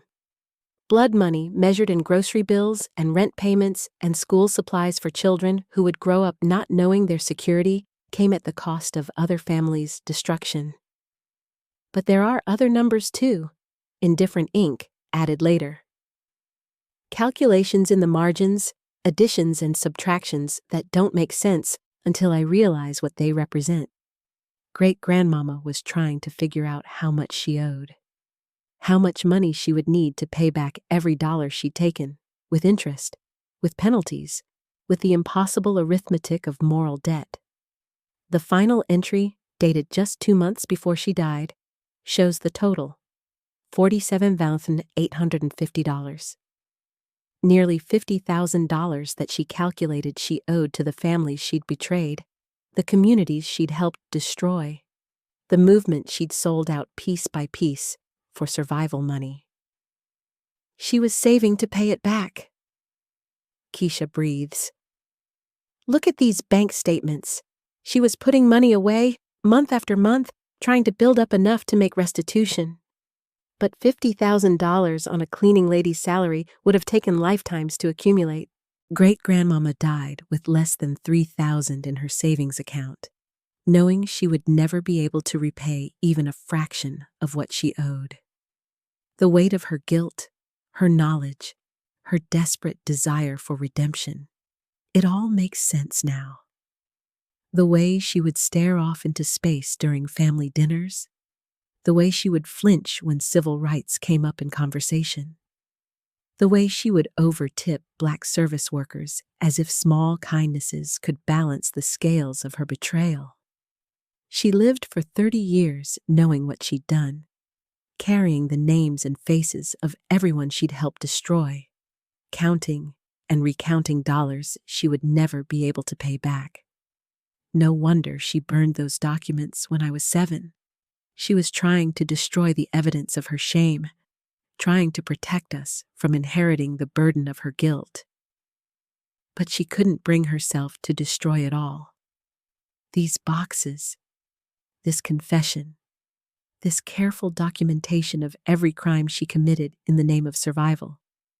This was her hope for redemption, her belief that someday, somehow, the truth would come to light and justice would finally be served. Now, it's up to us to be the light. I pick up the final document from the fourth box, my hands shaking so hard the paper rattles like autumn leaves. It's thick cream stationery, the kind great-grandmama saved for special occasions, and the ink is fresh enough that I can smell the ballpoint pen residue mixed with her arthritis cream, that sharp menthol scent that always clung to her fingers in those last years. The letter is addressed to me, to Charlene. In great-grandmama's careful cursive, each letter formed with the precision she learned in segregated schools, where penmanship was considered a mark of respectability, a way to prove Black children deserved education. My dearest grandbaby, if you are reading this, then I am gone, and you have found what I could never find the courage to tell you while I drew breath. I pray you can forgive an old woman's cowardice, but I could not bear to see the love in your eyes turn to disgust when you learned what your great-grandmama really was. My vision blurs, tears dropping onto the paper and making the ink blur slightly. Keisha scoots closer, her shoulder pressing against mine, solid and warm like the church pew we shared every Sunday when she was small. The hardwood floor beneath us creaks with our shifting weight, and I can hear the old house settling around us, as if it too is adjusting to the weight of these revelations. I was 19 years old when they first approached me. 19, with 2 babies and a husband who had run off the moment he heard the FBI was asking questions about union organizing at the mill. I was cleaning houses for white families, making $3 a week if I was lucky. And your great-granddaddy was just a baby who cried all night because there wasn't enough milk. The letter continues, and with each paragraph, I can taste the desperation that drove her decisions. It's bitter on my tongue, like dandelion greens before you cook the poison out of them, like the coffee grounds we couldn't afford to throw away after one brewing. They said it was patriotic. Agent Morrison, he was the one who did most of the talking. He said communists were infiltrating the Negro community, turning good Christian people against America. He showed me photographs of white children in schools up north, mixed in with colored children, and he said that's what the agitators wanted to force on our community. Back then, integration seemed impossible, dangerous. I thought they were protecting us from something worse. Jesus, Keisha whispers, her breath warm against my ear. She really believed she was helping. I keep reading, my great-grandmama's voice as clear in these words as if she were sitting beside us, her polyester dress rustling, her good shoes, the black ones she wore to church and funerals, tapping against the floor in that nervous rhythm she had when she was working up the courage to speak difficult truths. The first family was the Washingtons. You remember Mrs. Washington, Charlene. She used to braid your hair when you were little, always kept peppermint candy in her apron pocket. They wanted me to tell them when Mr. Washington held meetings at their house, when people came and went, what they talked about. I told myself it wasn't hurting anybody, just information, just keeping track. The peppermint memory hits me like a physical blow. Mrs. Washington's hands in my hair, gentle and sure, the sweet sting of peppermint on my tongue while she worked cornrows tight enough to last a week. She disappeared when I was 8, along with her husband and their 3 children. Great-grandmama told me they'd moved north for better opportunities, but now I can taste the lie, metallic and wrong, coating my mouth like old pennies. But then the Washingtons were gone. Not moved, gone. Agent Morrison said they'd been relocated for their own safety, but I saw Mrs. Washington's sister at the store 2 weeks later, crying over the produce like her heart was broken. She said they'd vanished in the middle of the night, left everything behind, even the family Bible that had been in their family since slavery times. That's when I knew I had made a terrible mistake. My hands are shaking so violently now that Keisha has to help me hold the letter steady. The paper feels alive under my fingers, vibrating with the weight of confession, and I can smell my own fear sweat mixing with the lingering scent of great-grandmama's Jergens lotion that still clings to everything in this room. I tried to stop then, told Agent Morrison I couldn't help them anymore, but they had photographs of me taking money, recordings of our conversations, copies of the reports I'd written in my own hand. They said if I stopped cooperating, they'd make sure everyone in the community knew what I'd been doing. Said they'd tell the church, the school, even your mama when she got old enough to understand. I was trapped, baby girl, trapped like a rat in a cage of my own making. The realization crashes over me like cold water from the well pump behind the house. That shocking, breath-stealing cold that made you gasp and shiver even on the hottest summer days. Great-grandmama wasn't just an informant. She was being blackmailed, coerced into betraying her own people under threat of exposure and social destruction. But even as I try to find forgiveness in this revelation, the next paragraph strips it away. I could have confessed then, could have gone to Pastor Williams, could have faced the shame and let the community decide my fate. But I was weak, Charlene. Weak and scared and selfish. Because the money kept coming, and we needed it so badly. Your great-granddaddy's medicine cost more than I made in a month, and there were bills. Always bills. And the white families I cleaned for started letting me go one by one as the economy got tight. Keisha makes a sound like she's been punched, a soft oof that carries all the weight of understanding. We both know about choosing survival over principle, about the impossible mathematics of poverty that make you count every penny against every moral compromise. So I kept talking, kept watching, kept reporting on families who trusted me, who invited me into their homes for Sunday dinner, who asked me to babysit their children while they attended meetings or organized voter registration drives. I told myself I was protecting them somehow, that by giving the FBI small information, I was keeping them from digging for bigger secrets. But I was lying to myself, baby girl. I was just a coward who chose her own comfort over her people's freedom. The letter goes on for 3 more pages, detailing every family, every betrayal, every dollar earned from the systematic destruction of her community's attempts at civil rights organizing. She names names, FBI agents, local collaborators, white business owners who provided funding for the surveillance operation. She includes dates, locations, specific information that could still be used to seek justice even decades later. But it's the final paragraph that breaks me completely. I have lived 30 years knowing that I am the reason the Johnson family is dead. Not missing, not relocated, dead. I found out 2 months ago when Agent Morrison contacted me one last time before he retired. He was drunk, feeling guilty about his own legacy, and he told me what really happened to the families I helped them track. The Johnsons were killed in Mississippi, shot while trying to cross state lines after the FBI tipped off local law enforcement about their subversive activities. Their little girl Sarah was only 7 years old, Charlene. The same age you were when you used to play with her in our backyard. I drop the letter like it's on fire, my whole body convulsing with the weight of this final revelation. Sarah Johnson. I remember her. Gap-toothed smile, braids always coming loose, the way she laughed when we played hide-and-seek behind great-grandmama's collard green plants. Dead at 7 years old because my great-grandmama needed grocery money. The room spins around me, hardwood floors tilting like a ship in rough water, and I can taste bile rising in my throat, bitter and sharp, like the dandelion coffee we used to drink when times were hardest.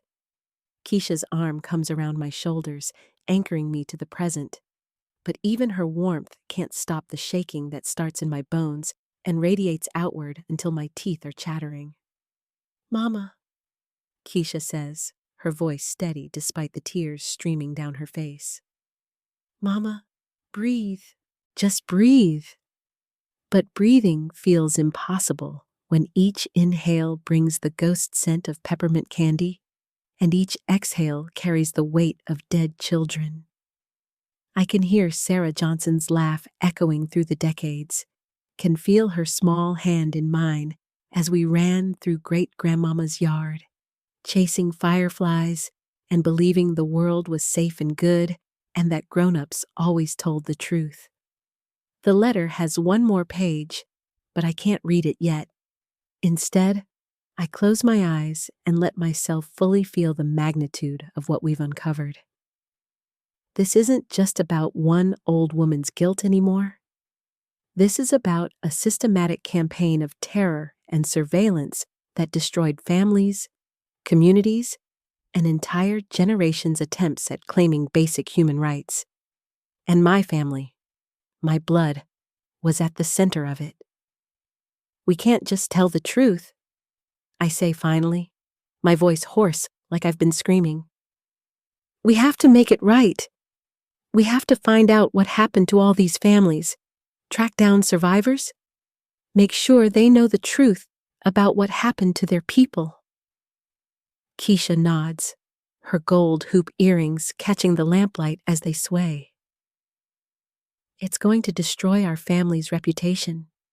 Everyone who remembers great-grandmama, everyone who thought she was this pillar of the community, they're going to hate us for telling this story. Good, I say, surprising myself with the vehemence in my voice. Let them hate us. Let them understand that their pillar was built on the bones of dead children and the tears of destroyed families. Let them know that the money that paid for great-grandmama's house, for mama's school clothes, for the food on our table, let them know it was blood money.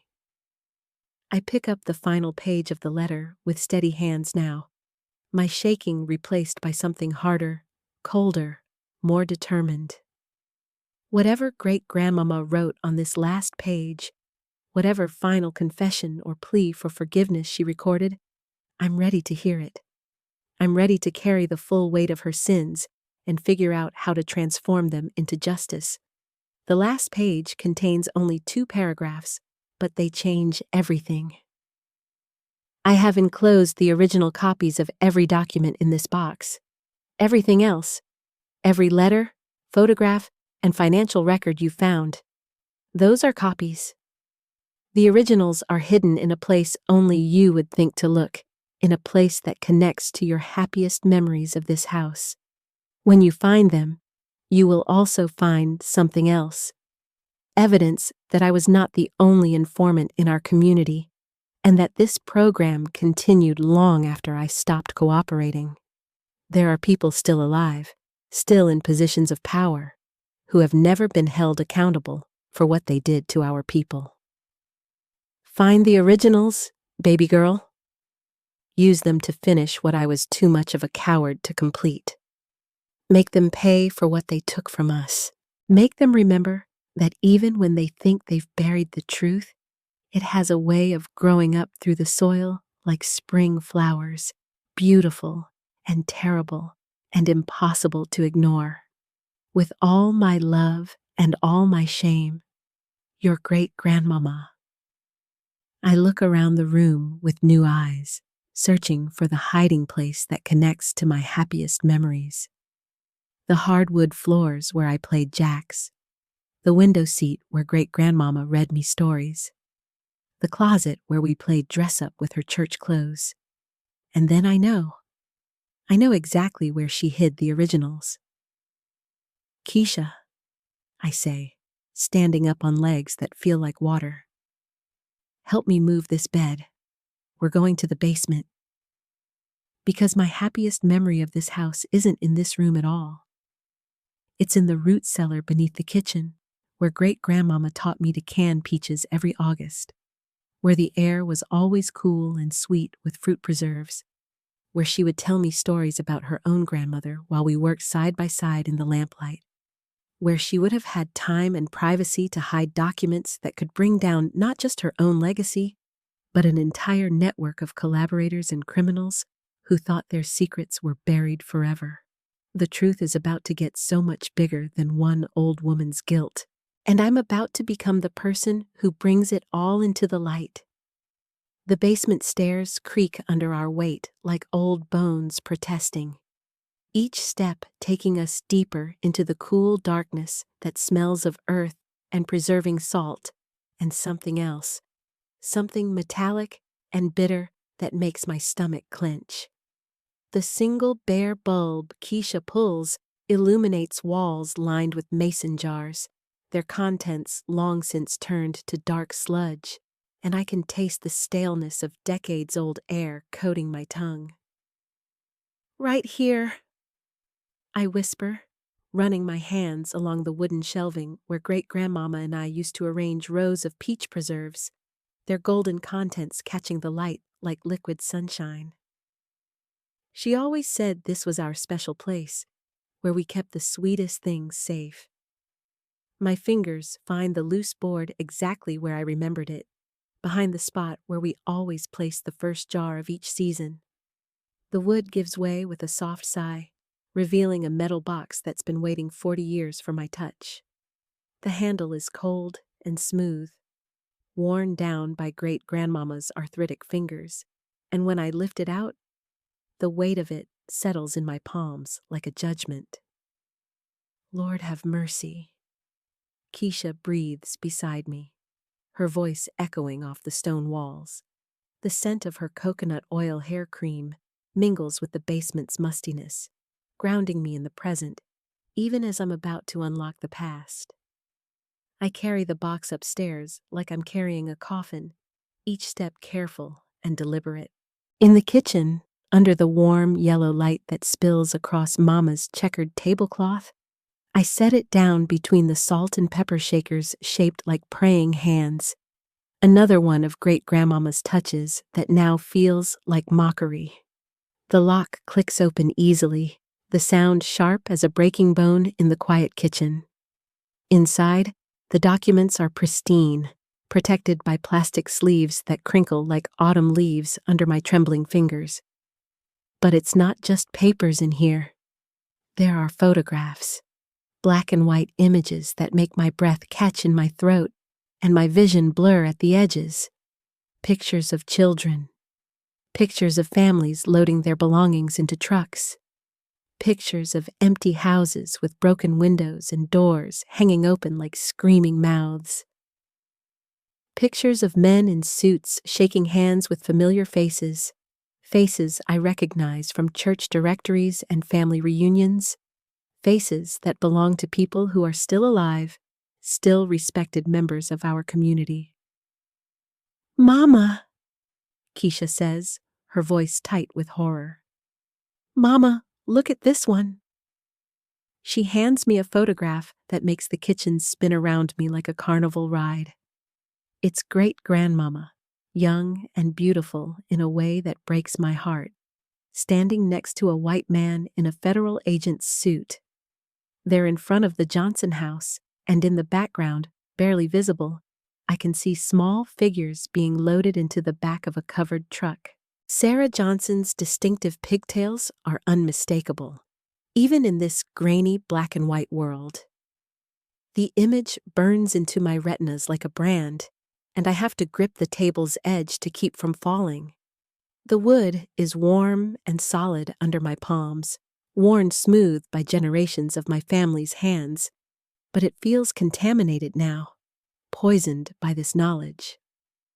Even the familiar scent of lemon oil Mama used to polish it with seems wrong, too sweet, like flowers on a grave. "There's more," Keisha whispers, pulling out a manila envelope thick with documents. Her hands are shaking so hard the papers rattle like dry bones. "Financial records, payment schedules, and names, Mama. So many names of people who were involved." I spread the documents across the table, my eyes scanning lists that read like a roll call of the dead. Families who disappeared, children who never came home from school, adults who went to work one morning and were never seen again.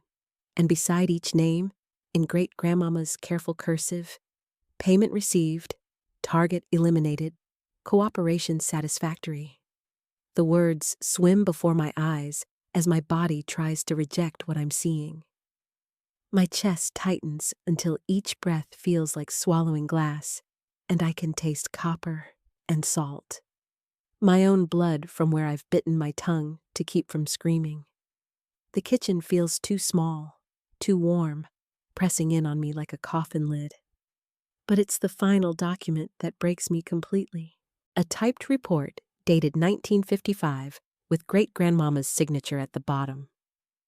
The subject line reads, "Successful termination of Johnson Family Unit." Below that, in clinical language that strips away all humanity, is a detailed account of how Sarah Johnson and her 3 brothers were loaded into that truck, driven to a remote location, and executed. Shot like animals and buried in an unmarked grave because they had the misfortune to be born into a family that wanted to vote. The report includes photographs of the burial site, GPS coordinates, a notation that the location should remain classified for operational security.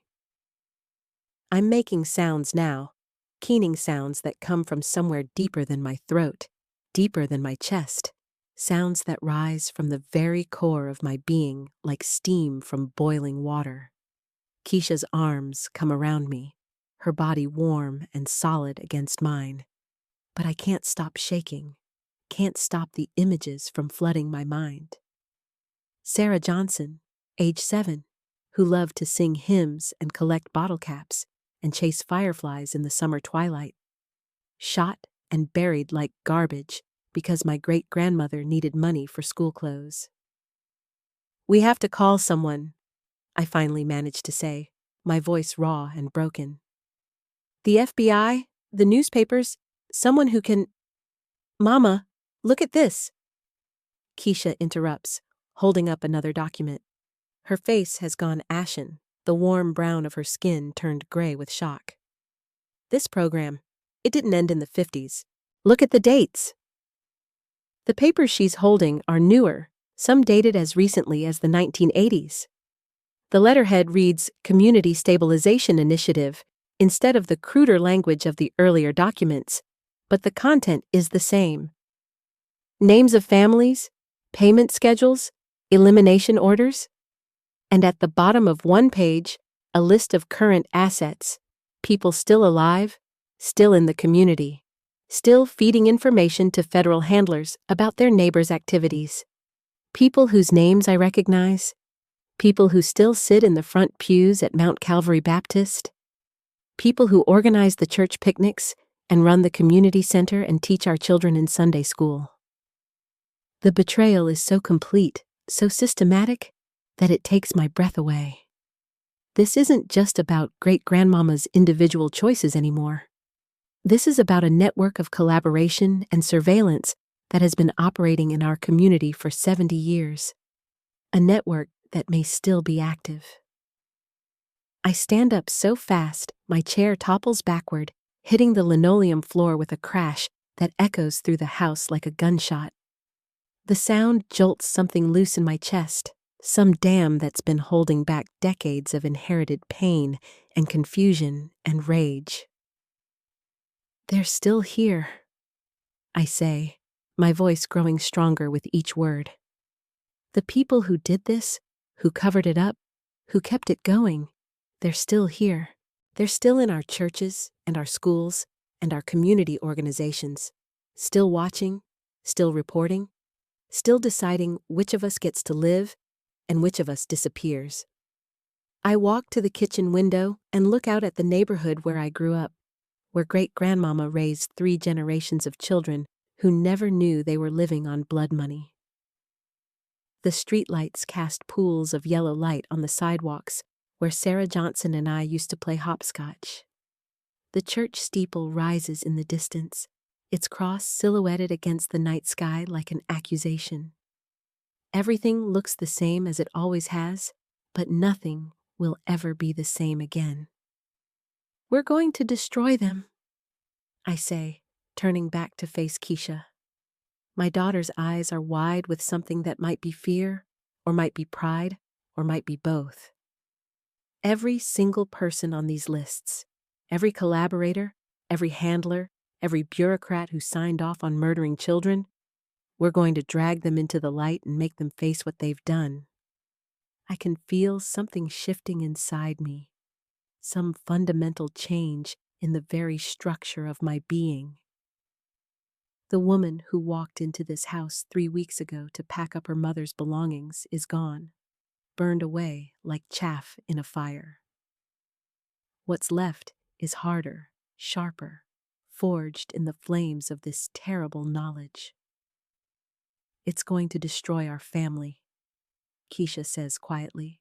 "When this comes out, when people know what great-grandmama did, what our whole family was built on." "Good," I say, the word ringing out like a bell in the quiet kitchen.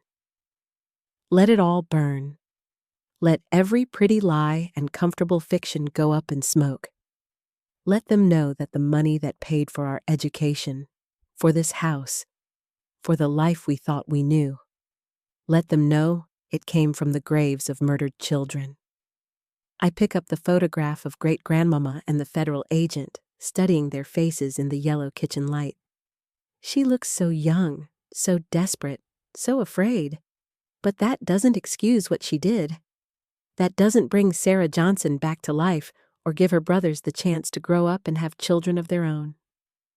We start tomorrow, I say, my voice steady now, anchored by purpose. We make copies of everything. We contact the families of the victims, the ones who are still alive. We find journalists who will tell this story the right way, and we prepare for war, because that's what this is going to be. Keisha nods, her gold hoops catching the light as they sway. What about the people on the current asset list? What if they try to stop us? I look at her, this daughter of mine who has inherited not just great-grandmama's eyes, but also her strength, her ability to face hard truths and make harder choices. Then we make sure they understand that their time of operating in shadows is over. We make sure they know that Sarah Johnson's voice is about to be heard, 70 years late but louder than they ever imagined possible. I close the metal box with a decisive click, but I don't lock it. These secrets have been buried long enough. Tomorrow, they begin their journey into the light, carrying with them the power to transform not just our family's legacy, but our entire community's understanding of its own history. The truth is about to set us all free, even if it destroys everything we thought we knew about ourselves in the process. The silence stretches between us like a bridge we're both afraid to cross. I set the photograph down on the kitchen table, my fingertips still tingling from touching the evidence of 70 years of deception.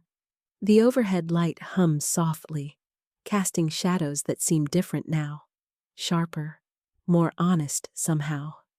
Keisha reaches across the table and touches my hand. Her skin is warm, soft with the cocoa butter lotion she inherited the habit of using from me.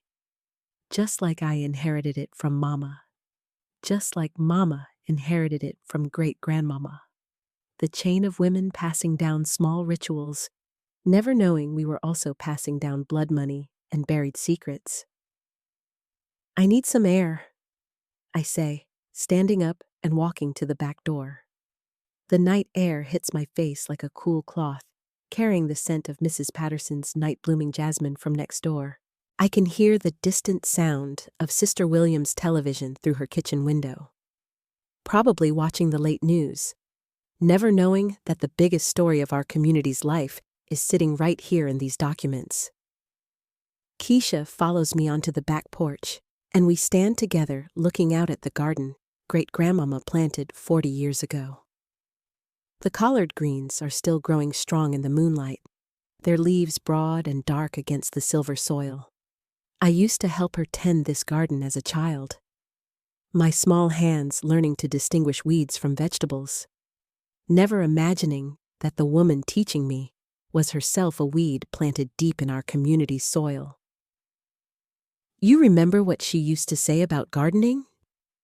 I ask Keisha, my voice barely above a whisper.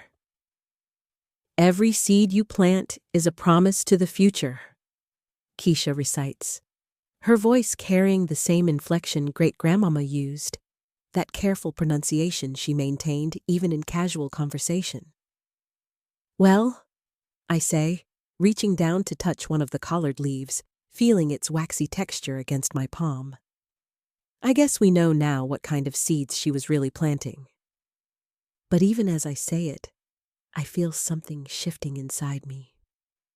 The rage is still there, burning steady and sure, but underneath it is something else, a kind of exhausted sadness for the girl great-grandmama was at 19, desperate and afraid, trying to keep her children fed in a world that offered her no good choices. Mama, Keisha says, and I turn to look at her. In the moonlight, she looks so much like great-grandmama did in that photograph. The same high cheekbones, the same determined set to her jaw. What if we can't handle this? What if it's too big for us? I think about that question as I watch a cat pick its way carefully through the garden. Probably one of the strays that great-grandmama used to feed on the back steps. She always said animals could sense things about people that humans couldn't, that they knew who to trust and who to avoid. I wonder what that cat sensed about her all those years. Whether it could smell the fear and guilt that must have clung to her like perfume.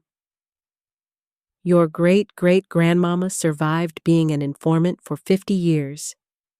I say finally. She raised 6 children, buried 2 husbands, and managed to keep this secret until the day she died.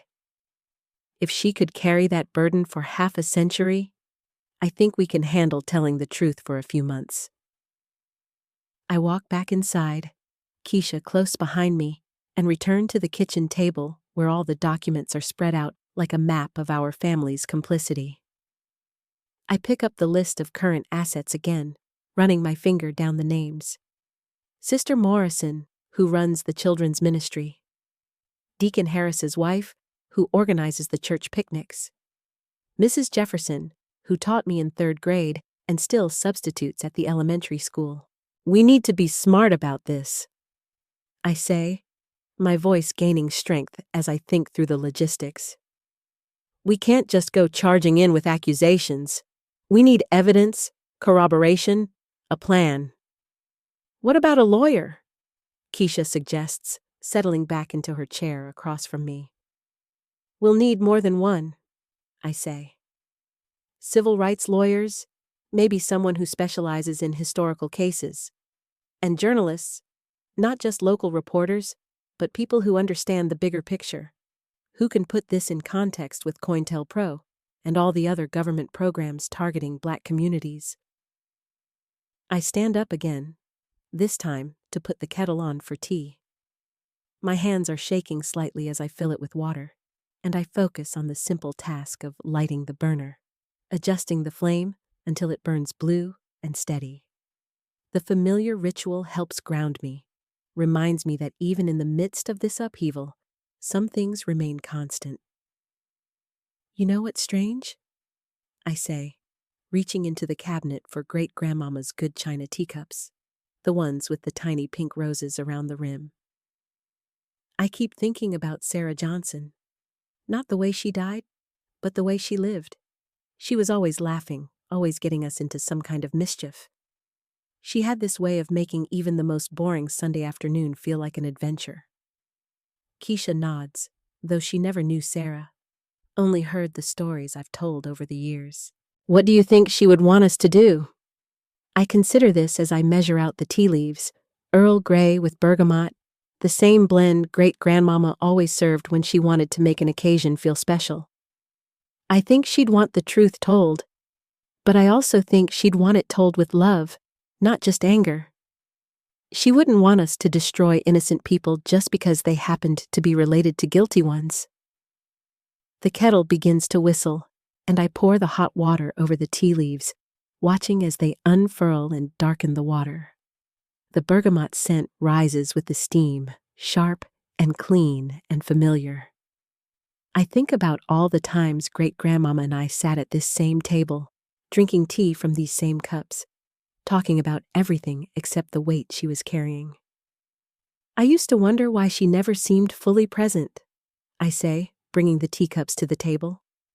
Even when she was laughing or playing with us children, there was always something distant in her eyes. I thought it was just age or grief from losing Granddaddy. But now I understand. She was always listening for footsteps, always watching for signs that her past was catching up with her. Keisha wraps her hands around her teacup, inhaling the steam. Do you think she regretted it? What she did? I think she regretted it every day of her life, I say. But I also think she convinced herself that she didn't have a choice, that she was protecting us by staying silent. And maybe she was right. Maybe if she had tried to expose the program back then, they would have just made our whole family disappear too. I take a sip of the tea, letting the warmth spread through my chest. Outside, I can hear the night sounds of the neighborhood, a dog barking somewhere, the distant hum of traffic on the main road, the soft rustle of wind through the oak trees. Normal sounds, peaceful sounds, the soundtrack of a community that has no idea it's about to be turned upside down. There's something else we need to think about, I say, setting down my teacup. The other families, the ones whose relatives were disappeared. Some of them might still be alive, still wondering what happened to their loved ones. They deserve to know the truth. But they also deserve to have it delivered gently, with compassion. Keisha nods, pulling one of the documents toward her and studying it in the lamplight. This one mentions the Williams family. Didn't they used to live on Elm Street? That's right, I say, my heart clenching as I remember. Little Marcus Williams was in my grade at school. One day he was there, the next day the whole family was gone. The story was that his daddy got a job in Detroit, but it happened so suddenly. No goodbye party, no forwarding address. We all thought it was strange. I close my eyes and try to remember Marcus's face, but the years have blurred the details. What I remember most clearly is the empty desk in our classroom, the way Mrs. Henderson kept looking at it like she expected him to walk through the door any minute. We're going to have to tell their story too, I say. Marcus, if he's still alive, his sisters, all the children who never got to grow up in their own community because of what great-grandmama did. The weight of this responsibility settles on my shoulders like a heavy coat. I think about my own childhood, how secure I felt in this house, in this neighborhood, surrounded by people who knew my name and my family history. Marcus Williams and Sarah Johnson and all the other disappeared children never got to experience that kind of belonging, that sense of being rooted in a place and a community. What if some of the informants are still alive? Keisha asks quietly. What if they come after us when this gets out? I consider this possibility, turning it over in my mind like a stone. Then we make sure we're not alone when we tell this story. We build a coalition of people who care about truth and justice. We make sure the press is watching, the lawyers are involved, the community is informed. It's harder to make people disappear when everyone is paying attention. I stand up and walk to the kitchen window again, looking out at the street where I learned to ride a bicycle, where I walked to school every day for 12 years, where I brought Keisha home from the hospital as a newborn. This place is woven into my identity in ways I can't even articulate, but now that identity feels fractured, complicated by knowledge I never wanted to possess. You know what scares me most? I say, not turning around. It's not the danger or the publicity or even the way people might look at us differently. It's the possibility that telling this truth might destroy something beautiful and important. The sense of trust and community that holds neighborhoods like this together. Keisha comes to stand beside me at the window. But Mama, wasn't that trust already broken? Wasn't it built on lies from the very beginning? Her words hit me like a physical blow, not because they're harsh, but because they're true. The community I've been mourning, the sense of belonging I've been trying to protect, it was always an illusion, at least partly. How can you have real trust when some of your neighbors are reporting your conversations to federal agents? How can you have genuine community when the very people you turn to for support might be the ones deciding whether you're a threat that needs to be eliminated? You're right, I say, my breath fogging the window glass. And maybe that's why we have to do this. Not just for the families who were destroyed, but for the possibility of building something real to replace what was false. I turn away from the window and begin gathering the documents from the table, handling them carefully, reverently almost. These papers represent pain and betrayal and death, but they also represent the truth. And truth, however painful, is the only foundation on which genuine healing can be built.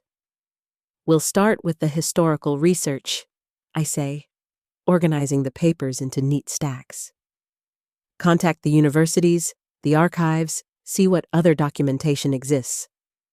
Then we'll reach out to civil rights organizations, see if they can connect us with lawyers who have experience with cases like this. What about the church? Keisha asks. Should we tell Pastor Williams what we found? I pause, considering this. Pastor Williams has been a steady presence in our lives for over 20 years, but his name isn't on any of the lists we found. Still, the church itself feels compromised now, knowing that informants have been sitting in the pews, singing hymns, and taking communion while reporting on their fellow congregants. Not yet, I say finally. Not until we understand the full scope of this. But eventually, yes. The church community deserves to know the truth about its own history. I look at the clock on the stove and realize it's past midnight. We've been at this for hours, and today really, will bring new challenges, new decisions to make. But for the first time since we opened that metal box, I feel something approaching peace. Not happiness, not satisfaction, but a kind of grim contentment that comes from knowing you're doing the right thing, even when it's the hardest thing. We should get some sleep, I say, though I doubt either of us will rest easy tonight. Keisha nods and begins helping me clear the table, but she moves slowly, reluctantly, as if she's not ready to let go of this moment of shared purpose and determination. I understand the feeling. Tomorrow, we'll have to figure out how to live in the world with this knowledge, how to go to work and buy groceries and make small talk with neighbors while carrying the weight of what we know. Mama, she says as we're turning off the kitchen lights, are you proud of us for deciding to tell the truth? I stop in the doorway and look back at her, this daughter of mine who has shown more courage tonight than most people display in a lifetime.